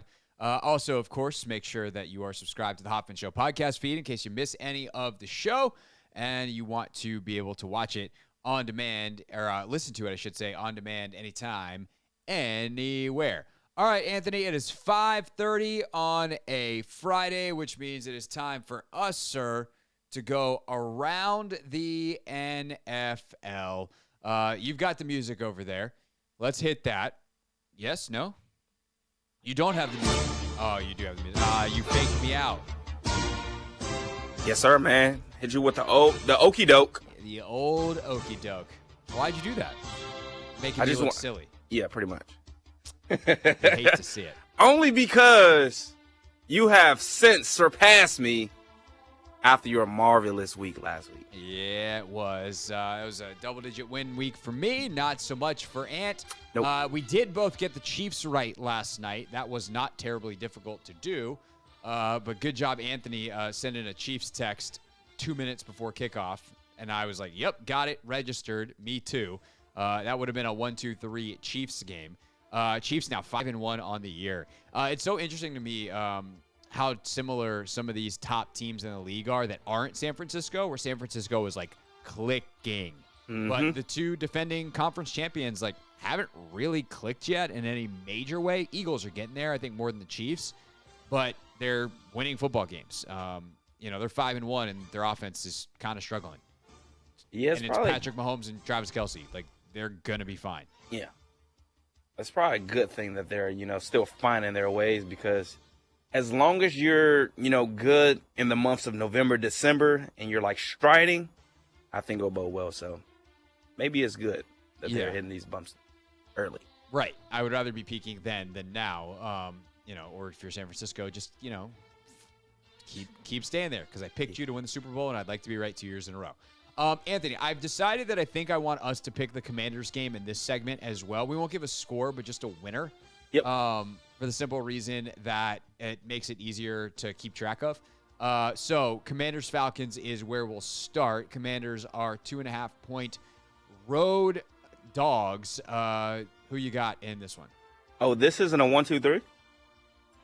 I mean, no. I'm joking. A little bit of analysis. Obviously, we'll do a lot more. No, I'm joking. To be honest, Craig, I'm going with the Commanders. I'm going with the Commanders. And Vegas also wants everybody to go with the Commanders, right? 2.5? 2.5. I mean, they're. I don't know where the money is. I mean, that's a Kevin Sheehan level question. I don't know where the sharp money is. I don't know where the. Oh, I thought you would have known. My bad. No, but I haven't been watching where the lines moved this week either. So, God, I'm gonna pick Washington too. I don't feel good about it. I don't. I think it's gonna be an ugly game, down to the wire, scrappy. Like that's what kind of game I'm thinking this is gonna be. The Falcons' offense isn't all that, impressive, but the defense somehow, some way, they found a way not to, give up a lot of yards and allow their offense to, be on the field. So if you allow a team to, just get a chance after chance after chance, eventually they'll put something together. So I'm hoping that the Commanders' offense will be able to, get in a groove a little bit and, just put up some points on the board. I hope so. If not, it could be. Like, it's going to be, I will say this, it's probably going to be a stressful Sunday. Yeah, it is. It's going to be a stress. I mean, bro, Sunday is nuts. 1 o'clock, Commanders. 3 o'clock, Aces, Liberty. 5 o'clock, Spirit. Like, for me personally. Boom, boom, boom. Like, for those that don't know, that are new to the show, one of my best friends plays for the Aces. I used to work for the Spirit, and my life revolves way too much around the Commanders. That is a stressful day for your boy on Sunday. All right, starts earlier though. Ravens and Titans. We got the last of the football games from London, Tottenham Hotspur Stadium, where the Baltimore Ravens will take on the Tennessee Titans. Baltimore 4.5-point favorites on. Well, they're both on the road, but technically the road team, and they actually have their players back. I'm going to stop the accent. This is like the healthiest they've been in weeks. Give me Baltimore. Yeah, I think this is a no-brainer as well. I think, is Jeffrey Simmons sitting out? Was he hurt? Ooh, I don't know. I just saw a Ravens injury report. I did not see a Titans injury report, but luckily for you, I have the internet in front of me, so hang tight. Let's see. Tyre Tart is questionable. Traylon Burks out. I do not see anything on him at this time. Well, even if he does play or doesn't play, I think I'm going to go with the Ravens. I just hope the Ravens receivers bring their hands over to Europe, because last week they should have beaten Steelers. Too many drop passes. Help your quarterback out. Help him out. And I just think the Titans are a struggling team. Yeah. Offensively, defensively, it doesn't matter. They had that one game a couple weeks ago where it was like, oh, are they alive again? It's like, nope, they're dead. Not good. All right, Vikings and Bears. Ooh, interested to see where you go in this one. No JJ for the Vikes. No JJ for the Vikes or my fantasy team. Bears look like they figured some stuff out. Defensively, the Vikings are still a mess. I trust the Vikings to put up points offensively. Am I really going to pick Chicago? No, don't do it. Who's go correct? Chicago's, like, Minnesota's 3-point favorites on the road. They're favorites on the road, too? Good gracious. Yeah, Minnesota's favorite on the road. Oh. I have no idea who's going to win this game. Like, if we could pass on one game per week to protect our record, this would be it. One. I don't know that we're going to say the same team, but I throwing it out there. 1, 2, 3. Bears. No! Craig! You're supposed to say Vikings! I've said Vikings too many times. I've been burned. So you're not going down with the ship anymore? Justin Jefferson's not on the ship, bro. Oh, yeah, you're right. Oh, you jumped with them. When JJ's, they got escorted off the ship because his hamstring's all jacked up. Oh. I was the person, like they carry guys off the field and it's like you limp off and you kind of got your arm around the guy. I was the guy carrying JJ off the field. I don't know if you knew that. Oh, wow. That was my way to sneak off the ship without making Kevin mad at me. I'm not gonna lie, Craig. If the Vikings lose this game, this might be Kirk Cousins one of his last games, because they have the 49ers, the Packers, and then the Falcons. Who was that talking? Oh, it was Yam yesterday was on with us, and he's like, you should trade for Kirk is New England. Yeah. Ooh. Oh, because they need a quarterback. Yeah. What about the Jets? Oh, they don't have enough money for him. I mean, the Jets, I don't know if they could fit him in the cap. And also, if I'm Kirk, I'm not going there. I'm turning that trade down. Like, Kirk has a no-trade clause. I think Kirk would be like, I know New England's a bit of a mess right now, but I get to go play for Belichick. Like, even for a learning experience, I'll go do that for a And they'll probably re-up his contract. Yeah. I mean, maybe. But I don't know that Belichick will do that. I don't know that they would give him a long-term deal, but, like... Why trade for him, then? Because you're trying to save your season, and Mac stinks. But they keep burying... They're ostriching big time on Mac. Yeah, they are. They're just like, I don't know, he's... What do you mean? Why are you guys asking me about him? It's like, I don't know, because he's bad at NFL football. Yeah. God, who else? I'm trying to look down the schedule real quick. I don't know who else would trade for Cousins, but I don't know. We're in a wacky situation. Yep. All right, so we're both taking the Bears. What the hell? Seahawks and Bengals. Cincinnati finally looked right offensively last week. Monster day for Joe Burrow. Jamar Chase had literally 20 targets. Seahawks 3-1 on the year. Travel to Cincinnati. Coming off the bye, they had the early bye, which is never ideal. I think I'm taking Cincy at home. I think we've now reached the Bengals have figured it out portion of the schedule. Okay, and you think they figured it out? Well, I don't. I'm going with the Seahawks, baby. Coming off the bye week, they're going to utilize their run game. DK is going to be back. Tyler Lockett is going to be back. The defense, Witherspoon is still there. Anthony, take a breath. I'm concerned that you're about to pass it. You're big. Anna. Nah, I think I'm going to go with the Seahawks.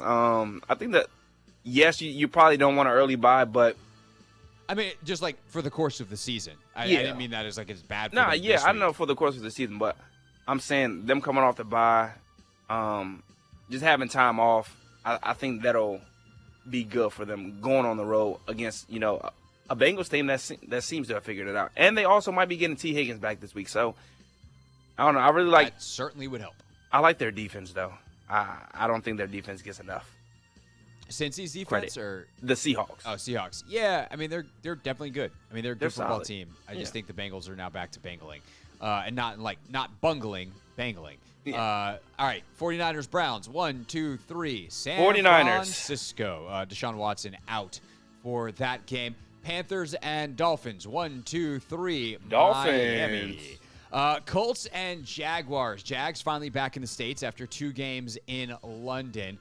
Colts coming off a big old win. Were we 1, 2, 3 in this one? Oh, no, my bad. You know your mic was on there. Oh, yeah, I know. Okay. I know who I'm going with. Okay. Colts coming off the big win over the Titans last week where our guy Zaire Franklin had a monster day in the game-sealing tackle on Derrick Henry. Jags 4.5-point favorites at home, and they're coming off beating the Bills and, beating them pretty soundly. Trevor Lawrence starting to really figure it out with Calvin Ridley. I like where their offense is headed. I'm taking Jacksonville at home. I know that's going to make you mad.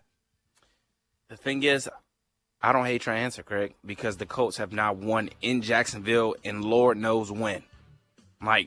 Andrew Luck didn't even win down there. It's been that long of a time that they've won in Jacksonville. But I think this year is the year they break it. There is one factor that perhaps I didn't consider heavy enough. This is a Gardner Minshew revenge game. Obviously, Anthony Richardson is out for at least 4 weeks on IR. 4 to 8 is the diagnosis that I've seen from all the reporters. Minshew, former Jags quarterback, now in Indianapolis. JT getting back, hopefully a bigger role for the sake of my fantasy team. Yeah. I think last week was a big, important game for the Jags' confidence. I'm going to stick with my pick, but it's a division game, man. Toss the records out, even though they have the same exact record. Yeah, I mean, I just look at, the first game that they had, and the Colts really should have won the game. I think they were more physical. They just couldn't hold on to the ball. But, Zach Moss is back in the lineup. You got JT also splitting some carries. And I think that's going to be their identity the rest of the season, to be honest. Running the ball, using those 2 backs. Gardner, he can sustain drives. And I think that's what he did well when he had to step in for AR early in the season. So I think he does it again. I'm going with the Colts, baby. All right, we'll see who's right on Monday. That one of just a few divisional matchups. There's 3 or 4 of them around the NFL. This not one of them. Saints and Texans regional rivalry. When New Orleans has had to, because of hurricanes, move their team. They wind up in Houston.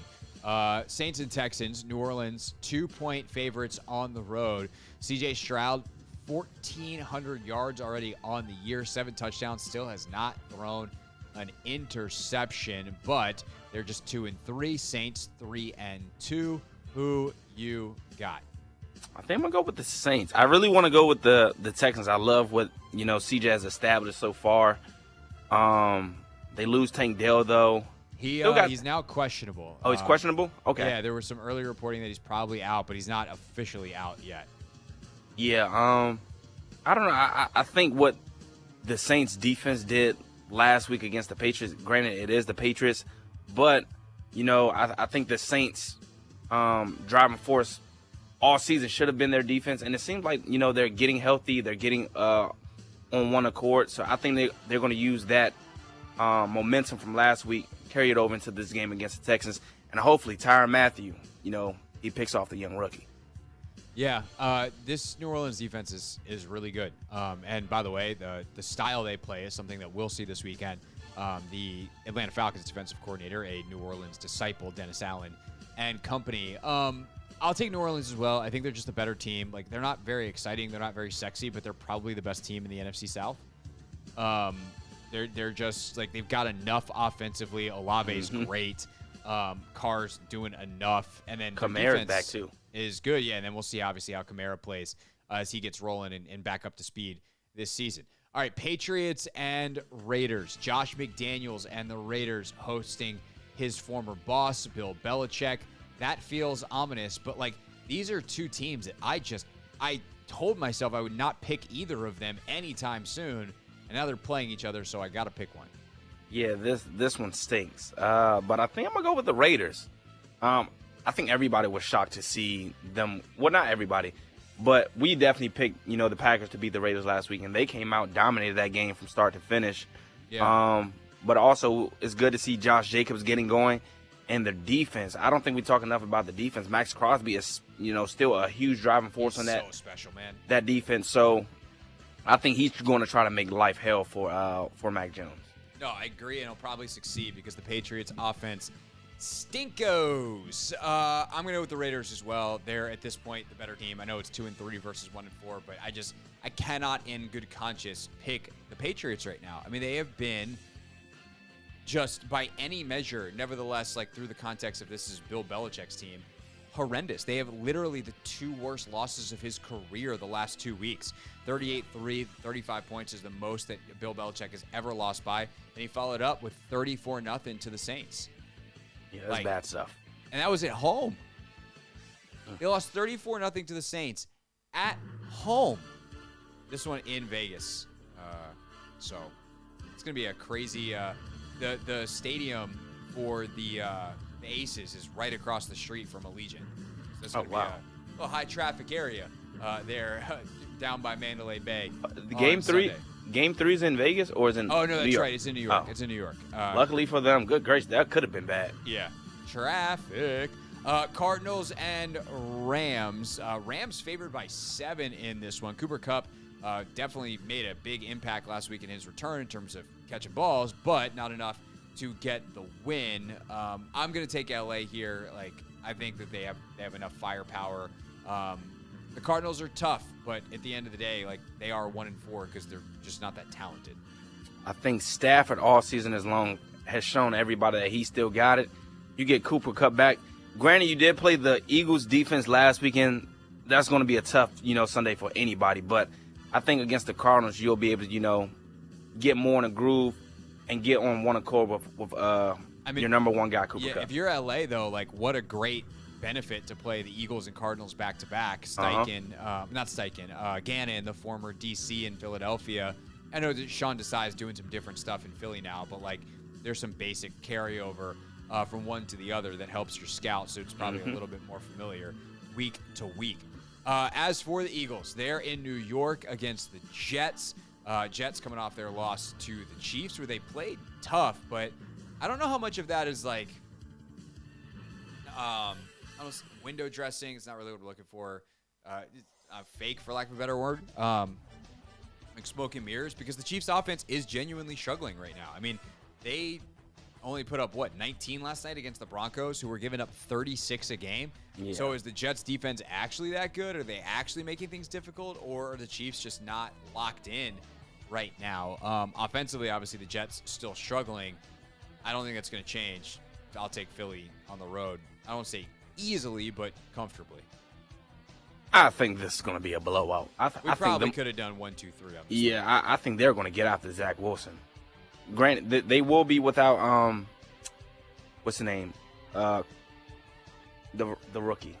Jalen Carter. Jalen Carter, yeah. Carter, he said. Yeah, him and Darius Slay. Yeah. But they just have so much depth at the position itself, so they're going to be all right.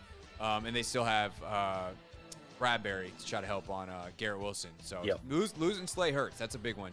And they're obviously already down Avonte Maddox for the year, but we'll see. Garrett Wilson probably get loose a time or two, but you gotta have time to throw it, and that is where I concern myself if I am the New York Jets.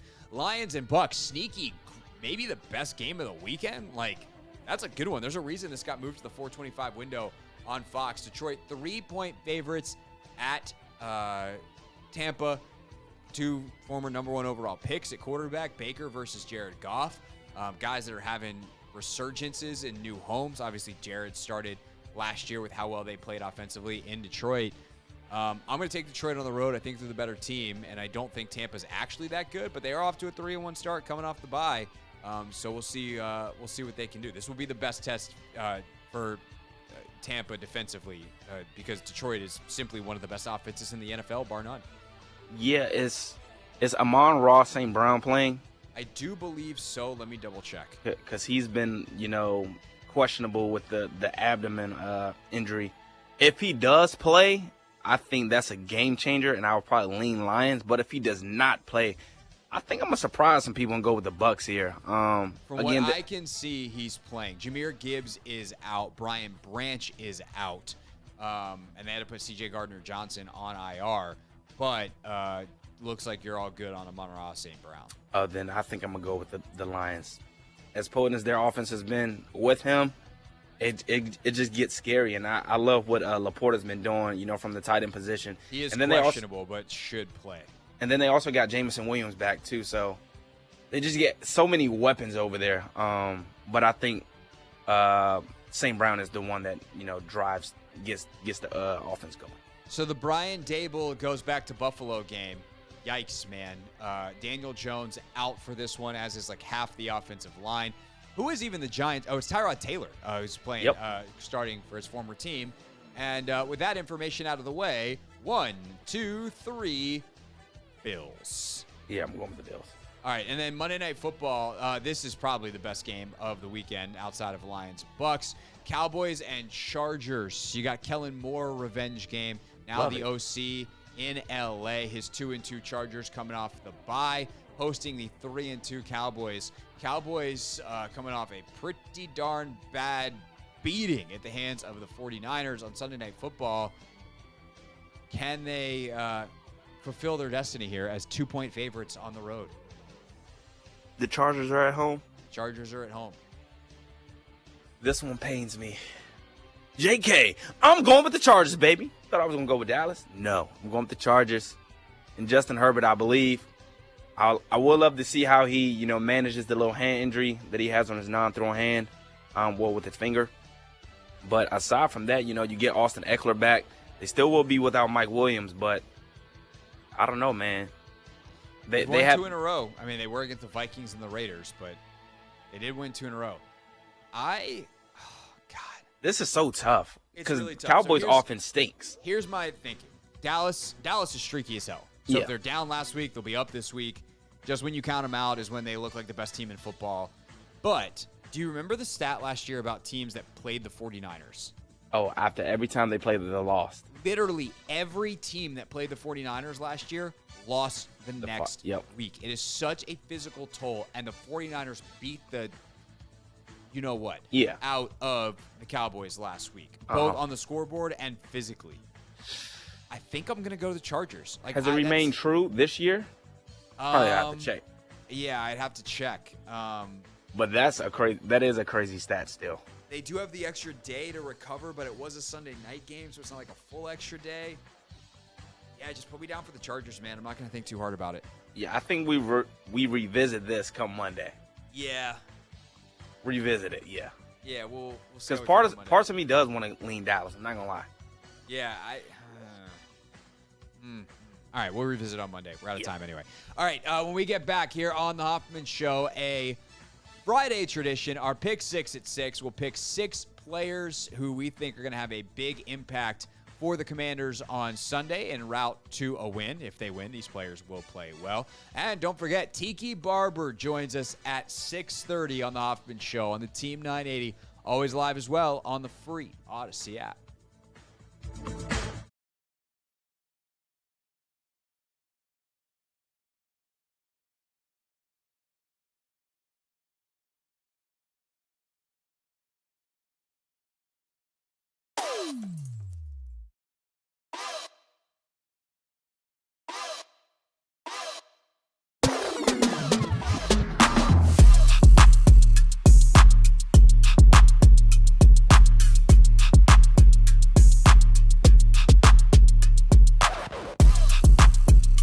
They tell us we should not really engage in certain parts of the content process. We should definitely post our content. We should tease our content. Hey, tell the people when things are happening on the show. Put that out there on social media. Then make sure you share the content afterwards. But definitely do not engage with the people who comment on it. It's the deepest, darkest underbelly of the internet. No. Do not read the comments But every single week, 5:30 on a Wednesday, what do we do, Anthony Haney? We read those Mm-hmm. comments, baby. I'm so glad that you gave us a really good one there, because next week we're going to have a fancy new intro for this. We just got the big voice guy, old Jim Cutler, to do some stuff for us. And in my head, the fancy intro includes Anthony going, read those comments, and he just gave me the material I needed to work with. He didn't even know that. You didn't know that, Anthony. Tell the people you didn't know that. I did not at all. But next week, you bet your bottom dollar you're going to see it.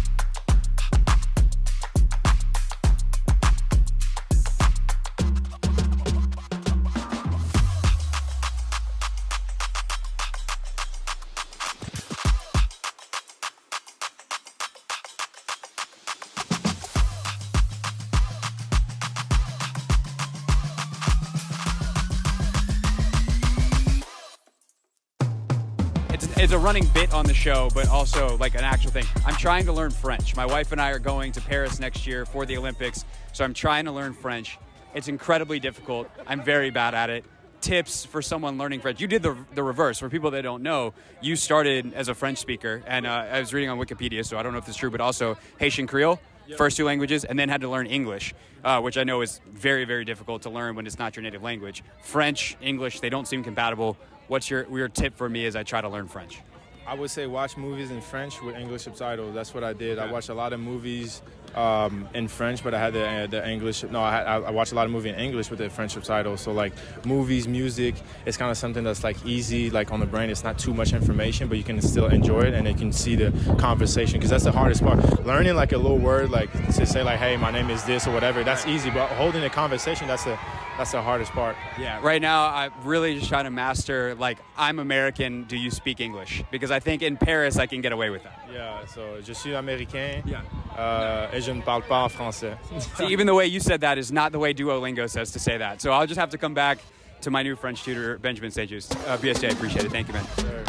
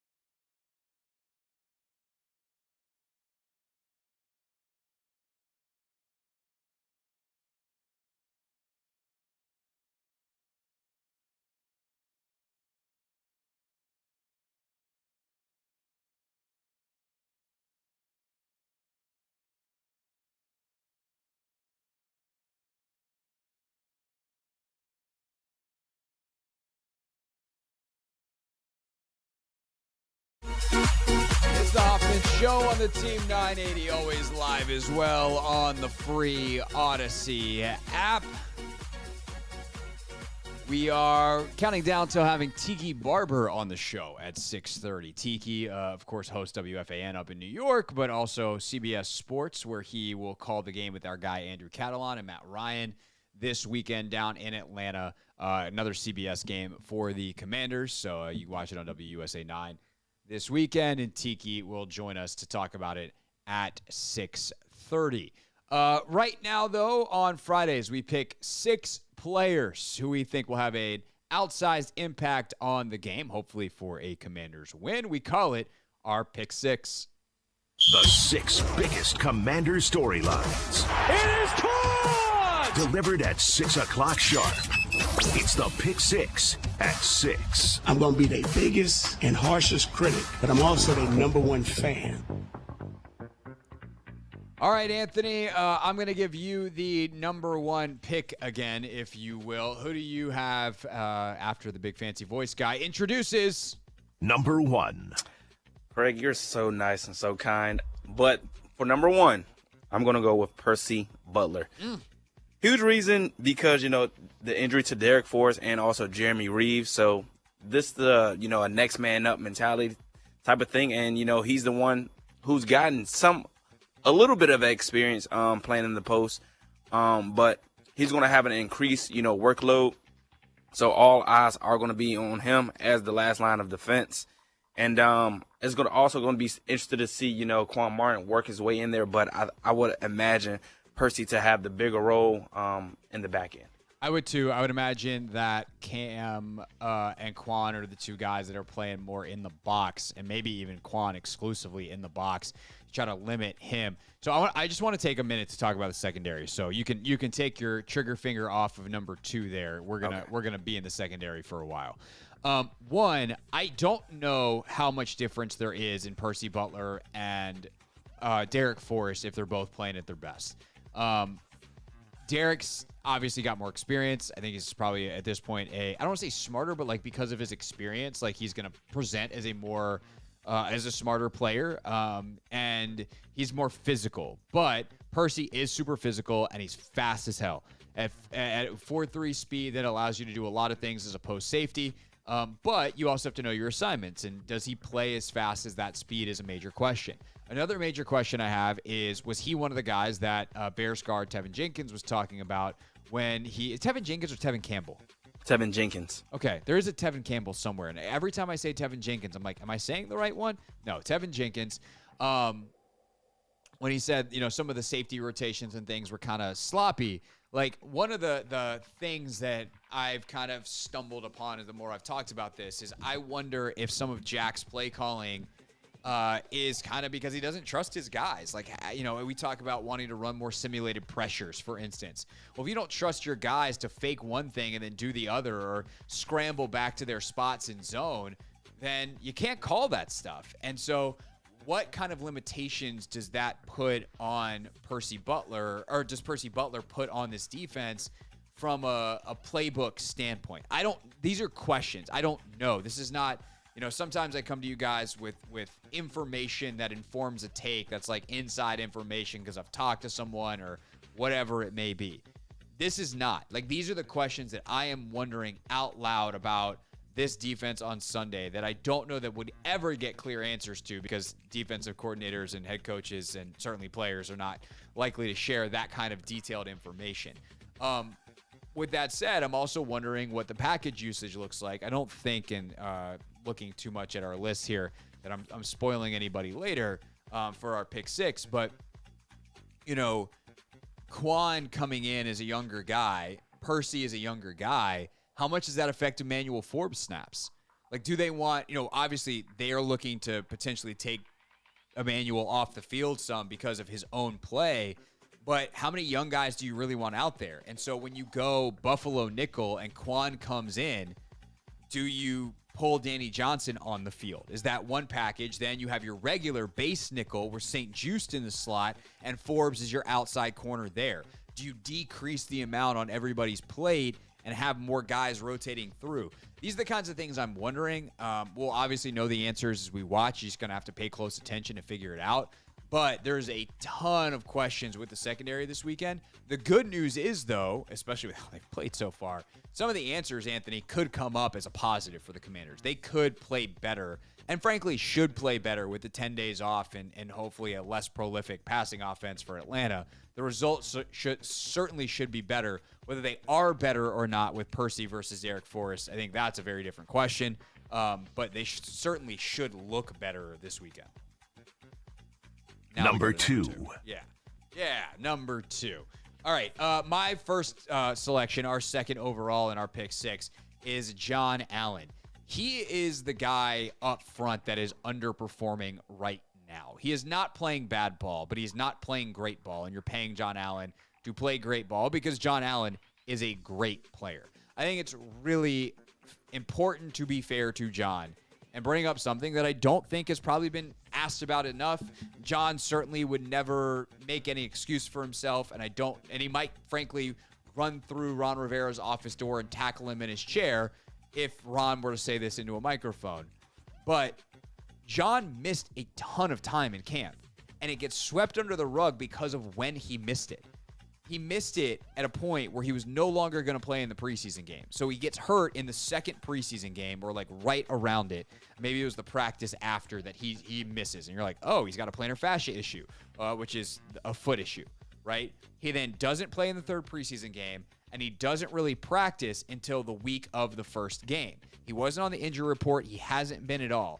But even if he's healed, he missed that really essential time to ramp up to the season from a conditioning standpoint. And he looks like a guy who is not quite the player that he was last year. So I don't know whether the foot is still bothering him or whether he's just, I don't want to say out of shape, but not in peak condition compared to these other guys. He's also played the fewest snaps of the 4, who are all playing too many snaps. You've seen more Abdullah Anderson than you have John Ridgeway or James Smith-Williams or Casey Toohill. But he's also the guy right now, schematically, that's getting a lot of one-on-ones. So, 5 blockers, 4 linemen, someone's going to have a one-on-one. And it's been John Allen more often than not, and he's not winning these one-on-ones. So if you want the D-line to go from playing like okay to great, he's the key cog in that. The other part of this equation, obviously, is how he plays alongside Chase Young. That seems like it's a work in progress as well. So, hopefully they can be on, like the communication is better between those two. They can get on the same page. Chase maybe plays co-star a little bit more, allows John to be more aggressive in his rush, really hit his moves and get up the field, and then Chase can cover for him if he loses and there's a gap there. But yeah, I think John Allen is super key to get his defense getting going. And a return to better form for him will lead to a better output for the Commanders' defense this weekend. For sure, correct. Number 3. Coming in at number 3, I have Cameron Curl. And part of the reason I have him in here is more so for, I think he's going to be out there with a lot of young and inexperienced, people in the back end. Kendall Fuller obviously has the most experience in the back end, and then after him is probably Cam Curl. So I just need Curl to, go out there and be an example, play fast, be able to make some plays. And that's one of the things that this defense has been lacking. And I think Cam Curl, he had a lot of those characteristics like as a rookie. So I want him to, get back to those ways of just playing fast and, being able to go out there and make some plays, because he's left a lot of plays out there. And against this Falcons offense, you got B. John, you got Pitch, you got John O. Smith. You miss, a tackle against those guys, they can really, take us to the crib. So let's make some plays. Well, he's also the number one. This is why I thought you put him on the list. He's their number one option guarding tight ends, one-on-one in matchups. Mm-hmm. Especially if Kyle Pitts lines up off the line of scrimmage, but even if he's in line, like Cam Curl, when they go man, is the guy that's going to have that matchup. Yep. Drake London's made some big catches this year. He's starting to emerge, but the number one passing weapon in this offense is Kyle Pitts. hasn't really had monster games so far in his career. Last week was one of his better ones, but it's still like 7 for 89. So you talk about the tackling, like, okay, 7 for 89 is productive, but like you can live with that. Do not let it be 7 for 160 or 8 for 230 like DJ Moore was. But Kyle Pitts is that kind of athlete. Cam Curl's the guy that's going to be on him. So, and also, like, can you punish him in the run game? Pitts. Can a guy like Cam, like, blow him off the ball? Good luck doing that to, like, a Jonnu Smith. But can you punish Kyle Pitts when he is out there as a run blocker? He's obviously gotten better at that because they coach it so well down there.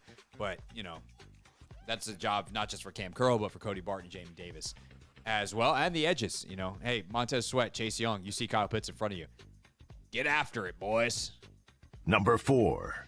Number 4 is Terry McLaurin. I talked at the beginning of the show about game flow and how the Atlanta Falcons want to play a slower game, fewer possessions, fewer plays. And the reality is the guy to most likely bust that wide open to make the Falcons chase the game because the Commanders all of a sudden are hitting big plays is number 17. They were able to pop De'Ami Brown open last week, and they missed that. Was that the Eagles game? Or was it the Bears game? What, De'Ami? Yeah. Yeah, Bears. He had a low drop. Yeah. And he had the drop at the goal line, too. Yeah, that was the Bears game. So, like, they've been able to pop De'Ami open. Jahan, obviously, is always a big play threat deep. Curtis is a big play threat. They had him, the one play they kind of had in the Buffalo game was the deep ball to him down the sideline. But, like, Terry is still that guy. And he not only can create big plays off of shots, but he's a guy that can take a slant and just be gone. And if you can get big plays from Terry McLaurin, that is a situation that benefits you from a game flow standpoint to make the Falcons feel the pressure to drop Desmond Ridder back and pass, which is the last thing they want to do.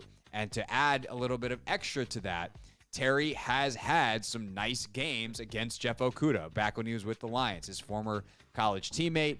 And Terry's had a couple days against old Jeff Okudah.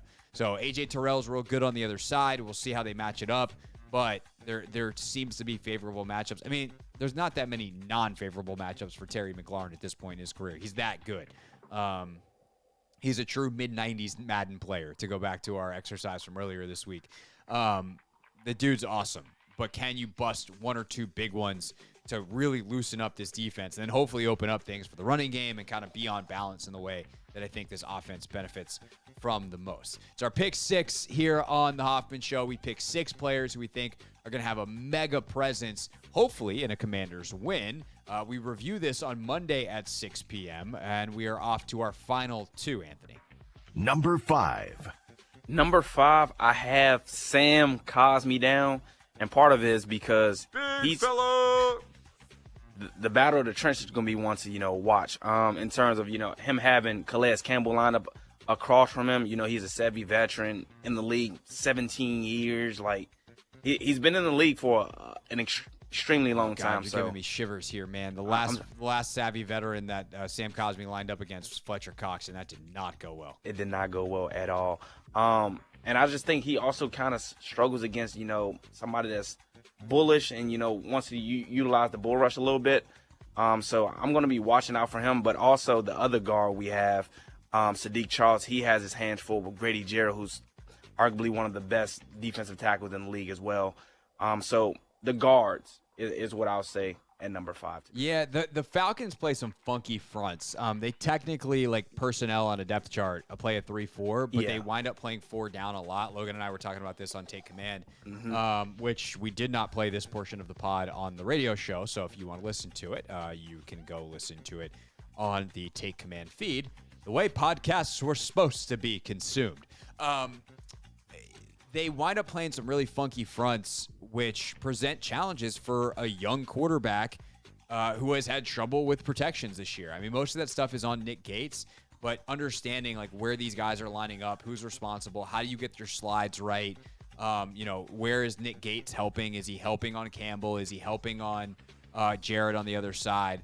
But this Atlanta team does not have a lot of pass rush juice. The way that they get sacks is going to be good coverage on the back end, Sam holding the ball too long, and probably those guards losing one-on-one situations. So can you hold your ground? Can Sam get the ball out? And then what do you do in the run game? Like, those are big honking dudes that are hard to move, but can you get the right angles? Can you get things targeted in a way that you can be productive in the run game? Can you get them moving a little bit too? Like, I would try to get them moving side to side a little bit. Calais Campbell's 1,000 years old. He'd still chase me down. Calais, you're a very large man who's very good at football. I don't know that you want to run quite as much as you did when you were in year 12 5 years ago. So I'm curious to see if Antonio Gibson gets some looks. Obviously, Curtis Samuel could get some looks to the outside, some jet sweep type of stuff. See what kind of bag that EB's got to bring to Atlanta after 10 days off and a healthy dose of self-scout. All right, last but not least, number 6. Am I really gonna do this again, Anthony? Uh-oh. Last time I did this, I think it was last week. You jinxed them? I think I picked the punter against the Bears because I thought that the Commanders would be. Well, actually, no. I picked Jamison Crowder. I reversed did it. I said Jamison Crowder because the Bears are going to punt a lot. Turns out the Bears did not punt a lot. I'm going to pick Tress Way this week, not because I think the Commanders are going to punt a lot, but because field position is important in a game with this kind of game flow. And the top, not 1, not 2, but 3, or as Anthony would call it for those watching on YouTube, 3. Got to make your threes properly with the right fingers. Anthony is a middle finger, index finger, thumb guy for 3, as opposed to the rest of us normal people who use the last 3 fingers on our hand.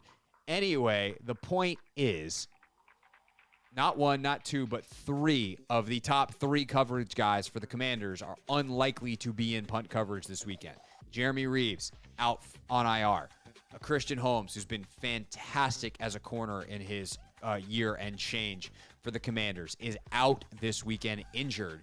And Percy Butler, who's the other gunner, is likely out, or is likely not going to play as much on teams because he's playing more on defense. And we'll see Quan Martin has been in that role some this year. He is playing more on defense. Could they call up someone like Tariq Castro-Fields off the practice squad? Sure.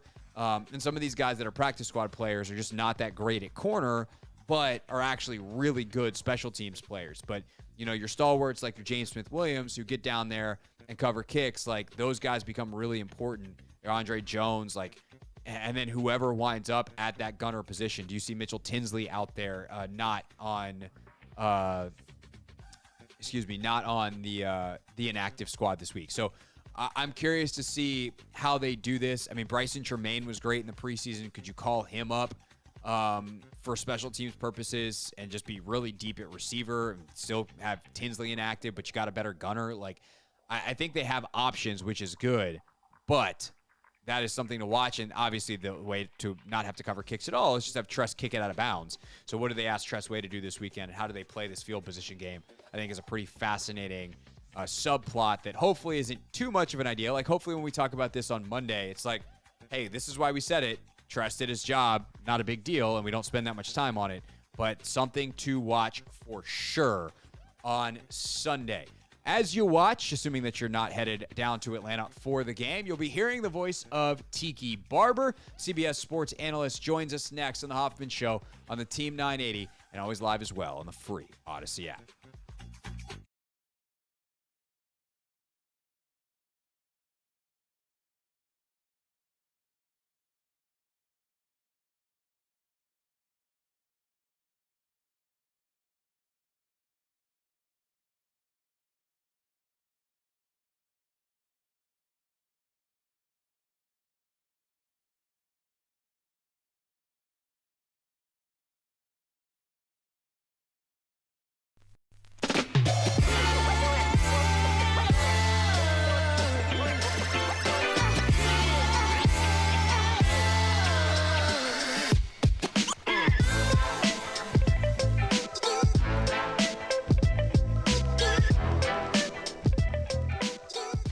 Mr. Fortier, how are you? And are you using the headphones that I sent you?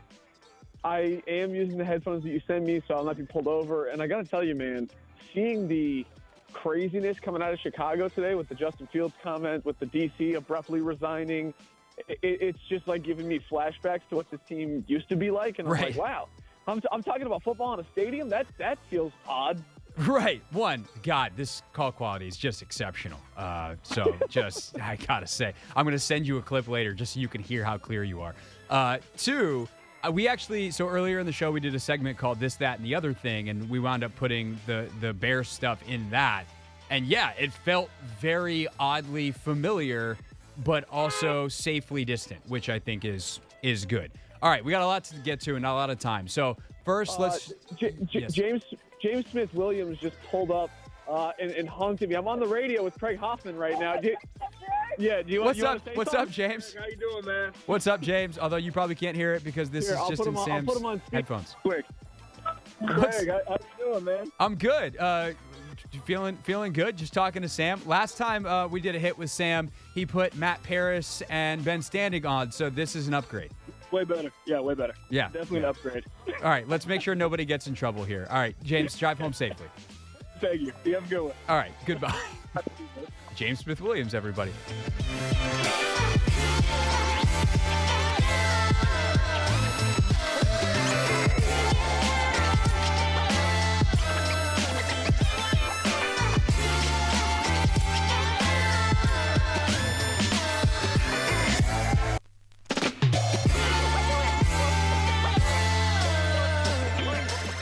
I mean, that's been an ongoing bit. Oh, okay. I think Travis Kelce's got the best bit of all. He's just dating Taylor Swift. So, forget the lyrics.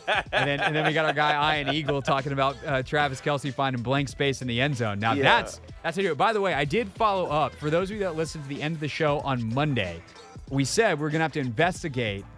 Was that, did Noah Eagle feed Ian, his dad, the lyric? I texted Ian, I was like, we might have to have you on the show to do this. And he's like, there's nothing to investigate. I'm just a Swiftie. Oh, okay. And I was like, oh, well, there goes the segment idea, Ian. Did you see Jason Kelce confirm the rumors, though? Yes, he kind of did on WIP today, which is very silly. Jason, your podcast is very good and very successful. If you're going to confirm the biggest rumor in the celebrity world, exactly, don't do it do it on a radio show, obviously. Don't do it on a radio show. Do it on your own podcast, you moron. I'm just kidding, Jason. You're definitely not a moron. Jason Kelce, not a moron. It was just not the, why am I doing... Let's keep going with the comments.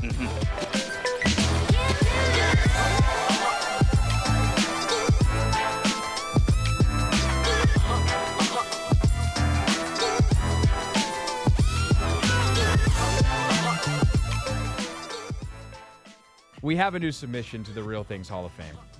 The F-35 is a fighter jet that the military has. It is very expensive. Very expensive. The F-35 program costs the U.S. government / the military over $1 trillion.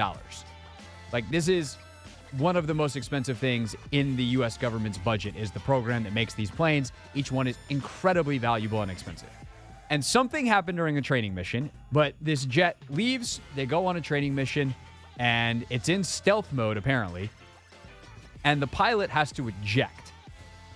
So the pilot's like, I'm up out of here.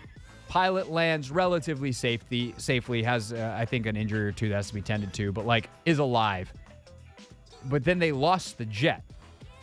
So the jet disappeared from the radar. The U.S. government's like, well, we don't know where the jet is. And so... the Buford, which is the suburb not suburb, it's in South Carolina. It's by Charleston.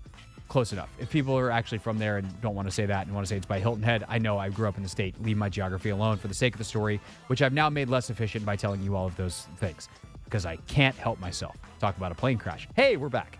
So the F-35 gets essentially lost, and they're like, I don't know where this very expensive warplane went.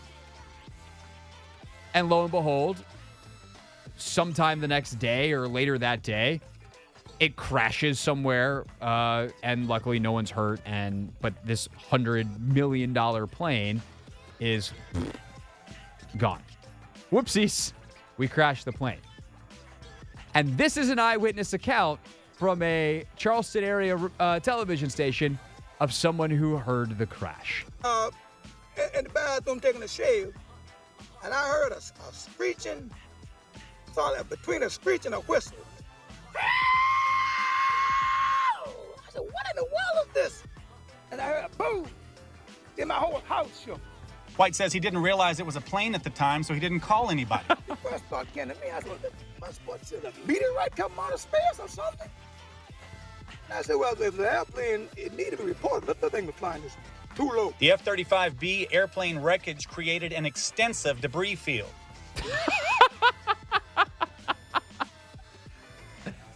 That voice, we gotta get a drop for the voice because it might be better than Steph Curry's.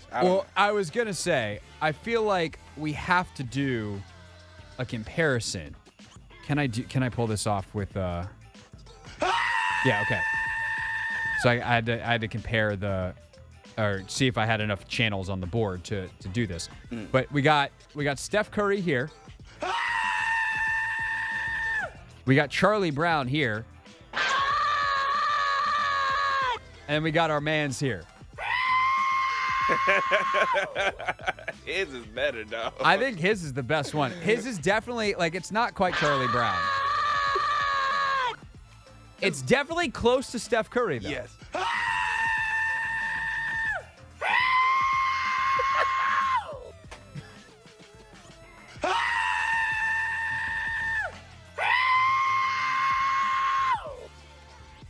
We'll see you tomorrow.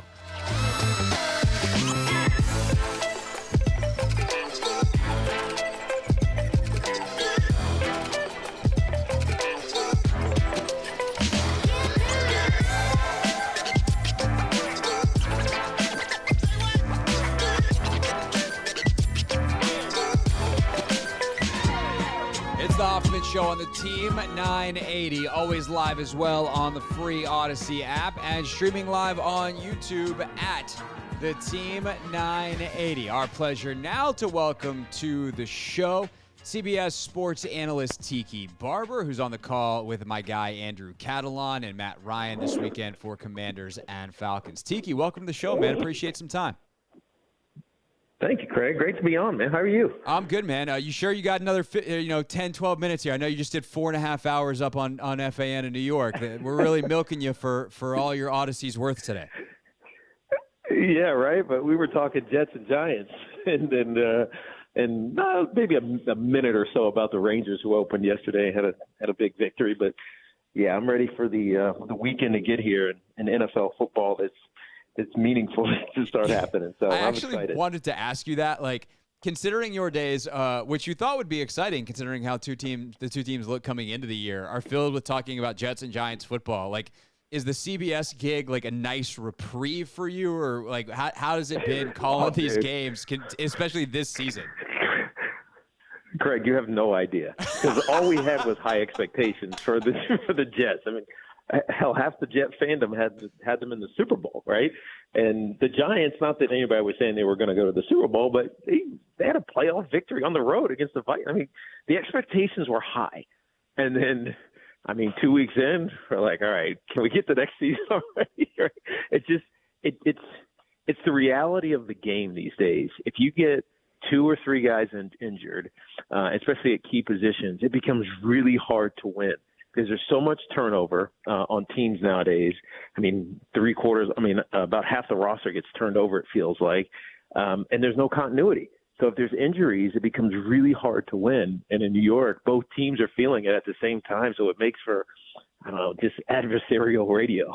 Yeah, for sure. So, and New York fans, like my cousins, are clearly always the nicest people with great outlooks on everything. We don't need to go any farther down that road. But you did just spark they're very measured. Yeah, very measured. You did just spark a thought in my head, though, and you're the perfect guy to ask about this, because you did not get done playing that long ago.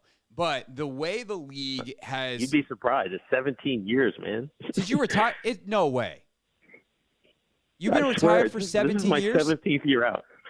This is my 17th year away from the NFL. As crazy as that sounds. I could have told you 10, and you'd be like, yeah, that sounds right. That's what it was in my head. I didn't double check your career stats before we had you on because I didn't think I was going to ask this question. But, it's still close enough. It's not as close as I thought, but God, dang, I cannot believe. Okay, anyway, I'm just going to keep moving before my brain explodes. But, like, when you played the way the CBA was, the teams were older. And one of the hypotheses that I have now about the Commanders and their slow starts these past couple of years is that Jack Del Rio and Ron Rivera haven't necessarily adapted to a younger league where the amount you can put on players in a season and in a training camp is, obviously going to be less than veterans who have been around and seen more. And perhaps by week 5, week 6, these last couple of years, it's clicked with some of these younger guys and they've performed better.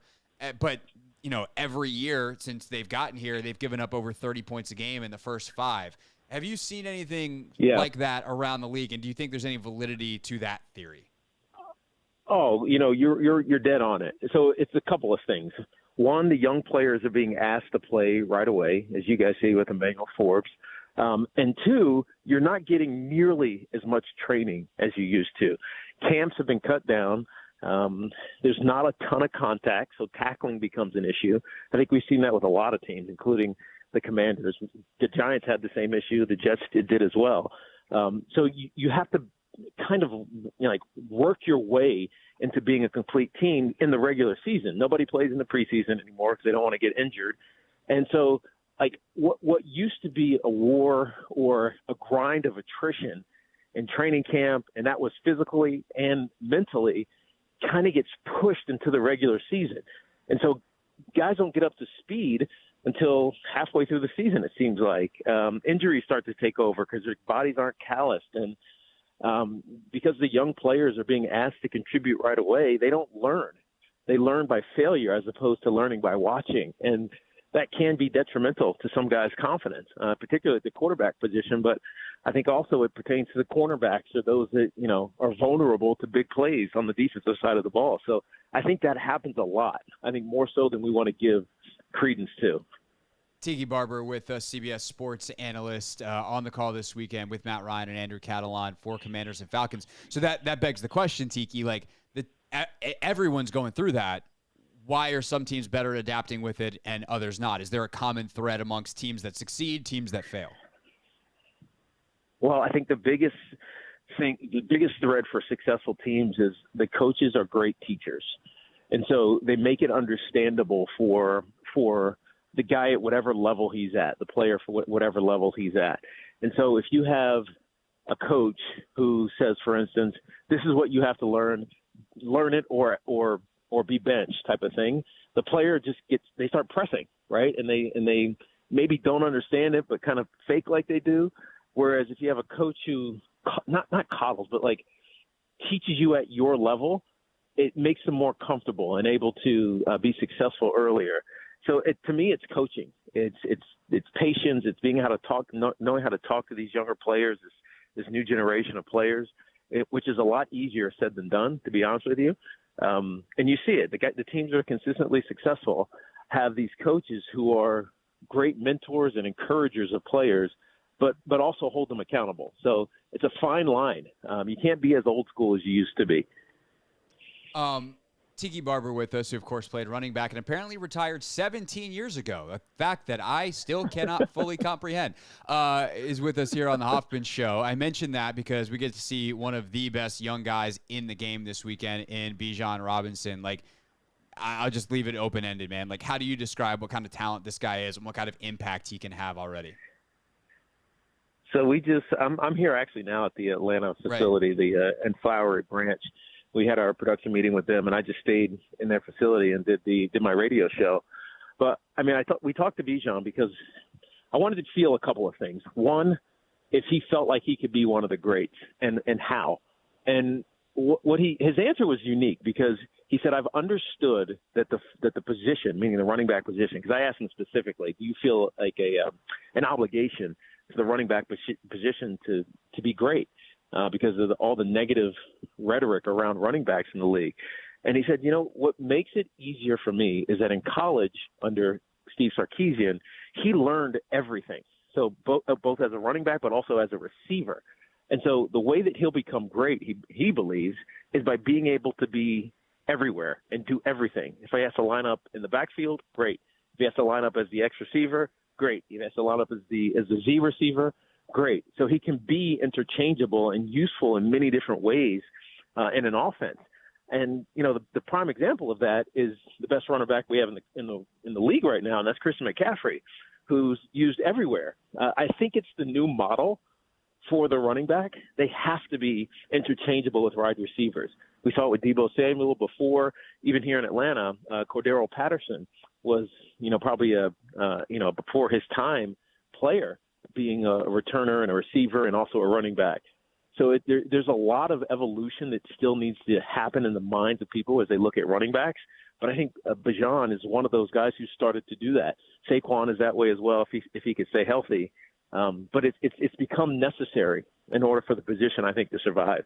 Yeah, and for those guys to get paid, and we'll see. Obviously, McCaffrey's kind of the next big one. Yeah. Who I think is going to be the question around that. For the Commanders, they've got a guy in Curtis Samuel who does some of that stuff, and I think it's been interesting watching their offense this year.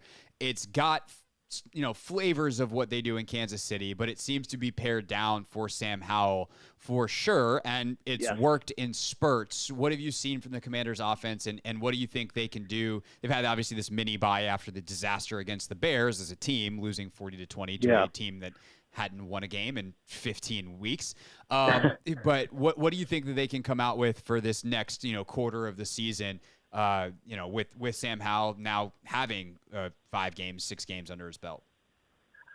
Well, I mean, you mentioned it about Sam, and it's so important that quarterbacks develop at their pace. Like, we want to accelerate them, and we want to throw everything on their plate. And you used to be able to get away with that, Greg. I remember back when Eli first came into the league, he got the entire offense as a rookie. And I remember these teams in 2004. They just gave him everything. And guess what? It was ugly, like really ugly for a year and maybe a year and a half. But eventually he figured it out. There wasn't pressure like he was going to get drafted over or he was going to get benched or let's sign a veteran backup so they can come take his place. But in today's NFL, because of the new CBA that you mentioned earlier, there's an acceleration on QB development. You got 4 years basically to figure out if he's going to be your long-term answer. And so the pressure and the urgency is really high. I think that's it's detrimental to young quarterbacks as they try to develop. Now with Sam, I see some great things. He throws a great deep ball, and he can be accurate when he has the time. But he also has to feel pressure and feel the pockets collapsing around him. It's why they lead the league, or at least him in particular, is the most sacked quarterback in the NFL, is that he's trying to hold on too long to make plays, when sometimes you just got to take the check down and get to the next play. And I think he'll learn that over time as long as they give him time to do so. I do love this offense because it has so many explosive elements to it.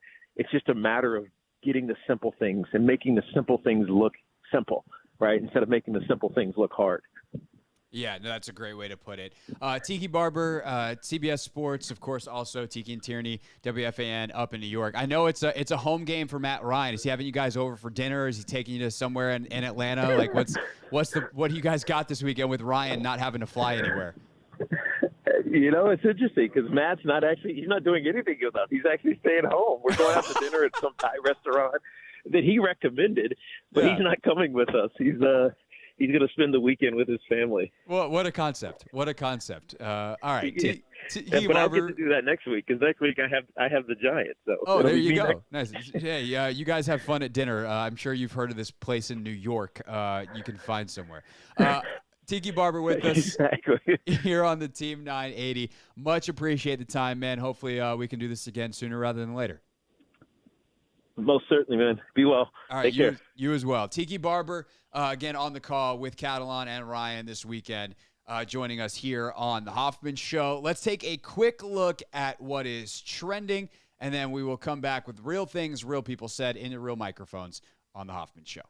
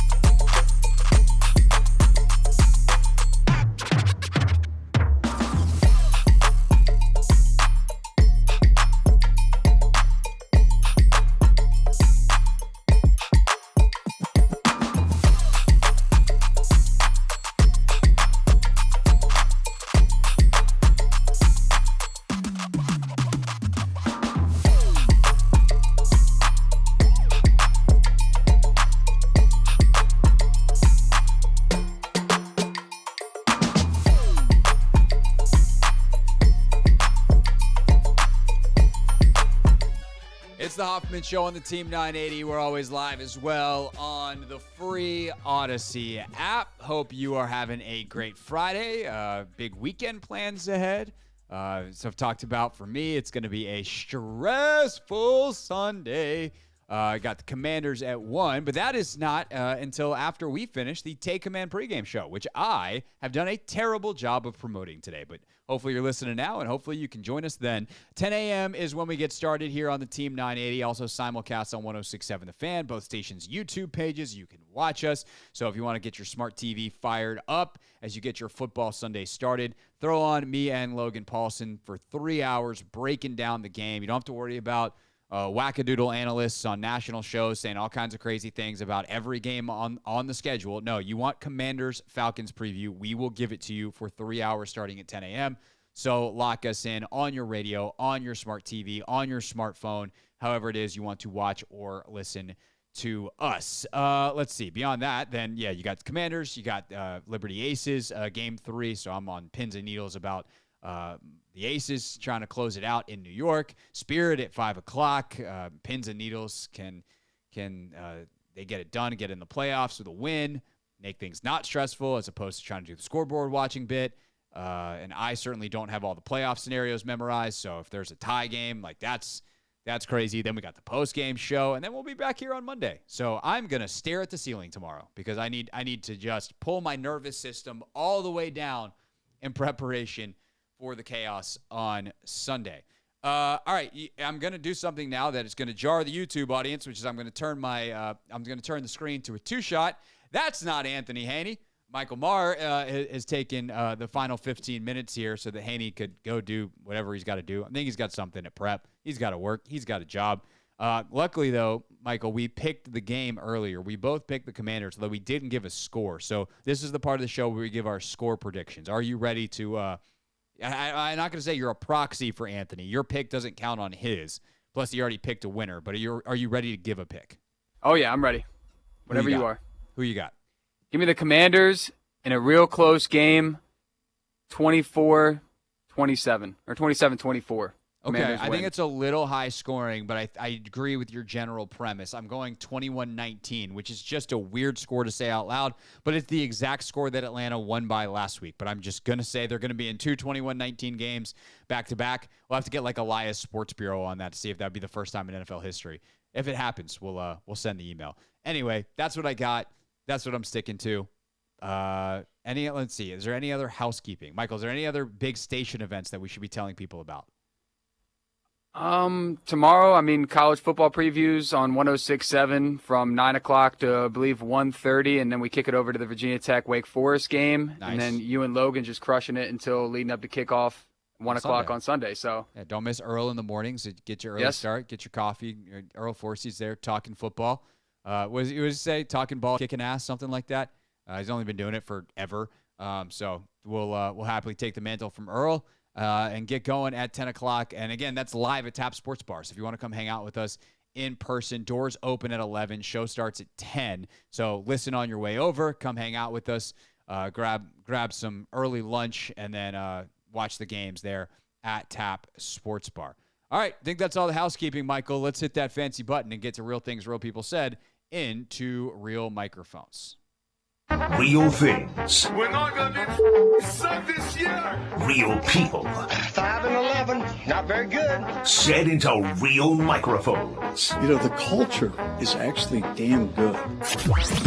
You know what? Screw it, Michael. I'm going to do the Steve Smith sound. This is the ultimate. This is like a Real Things Hall of Famer. So I feel like we've got to do it. The background here is that Steve Smith has said some things about Broncos wide receiver Jerry Jeudy in the past. He said, you know what? I feel bad about those things. I shouldn't have said them in the way I did. I'm going to go apologize. Jerry Jeudy did not take that apology, wasn't interested. And so Steve Smith talked about it on NFL Network last night. For a short while ago, Broncos wide receiver Jerry Jeudy was walking by, and Steve called out to him, and he got a different reaction. I called out to him because on my podcast, Cut to It, I just talked about guys that maybe have not showed up in a way or in a manner. And so the word that I've used to describe him in the past was a jag, just a guy. Just a guy. And so when I saw him, he's playing well. I wanted to say to him face to face, like, hey, I know I said some things in the past I probably shouldn't have, and I'm sorry. That's what I wanted to say to him. His response, Mike Robb and Bucky, was ninja. Ninja? Yes, I'm using the word ninja. I'm just using the word ninja. I don't mess with you. And it was a curse word. And so I was like, all right. And then he repeated it. So I'll say it again. I'm sorry that I said you were a jag, just a guy who's an average wide receiver that you use a first-round pick on that isn't doing anything. I hope today that you actually show up in a way that you haven't showed up in the last couple of years since they drafted you. So if you ever got a problem with Agent 89, I'm sorry for saying that you're an average wide receiver that they eventually will move on. And when teams call me and asking, should they trade for you, I will say no, don't trade for Jerry Jeudy, because he's mentally unable to handle constructive criticism from people who watch specifically, can he be a wide receiver? He could be a wide receiver. He's a tier 3. Go back into the studio. I'm done now. Thank you. Brett. Yikes. I love Garofolo there. You know, hey, I'm done now. Go back to the studio. Brett, back to you. Excellent job, Garofolo.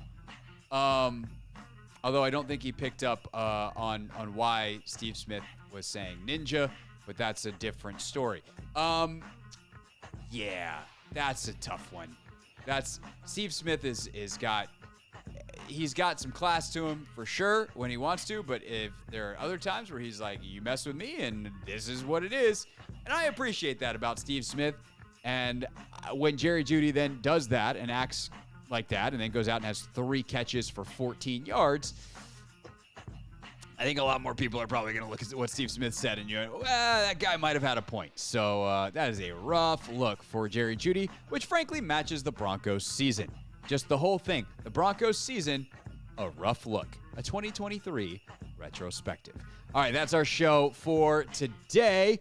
I will be back, of course, Monday for the Hoffman Show. Don't be late. First segment, 10 observations. 1st and 10 is how we get started. I'll see y'all Sunday, though, Tap Sports Bar for the Take Command pregame show. Thanks for listening and have a great weekend.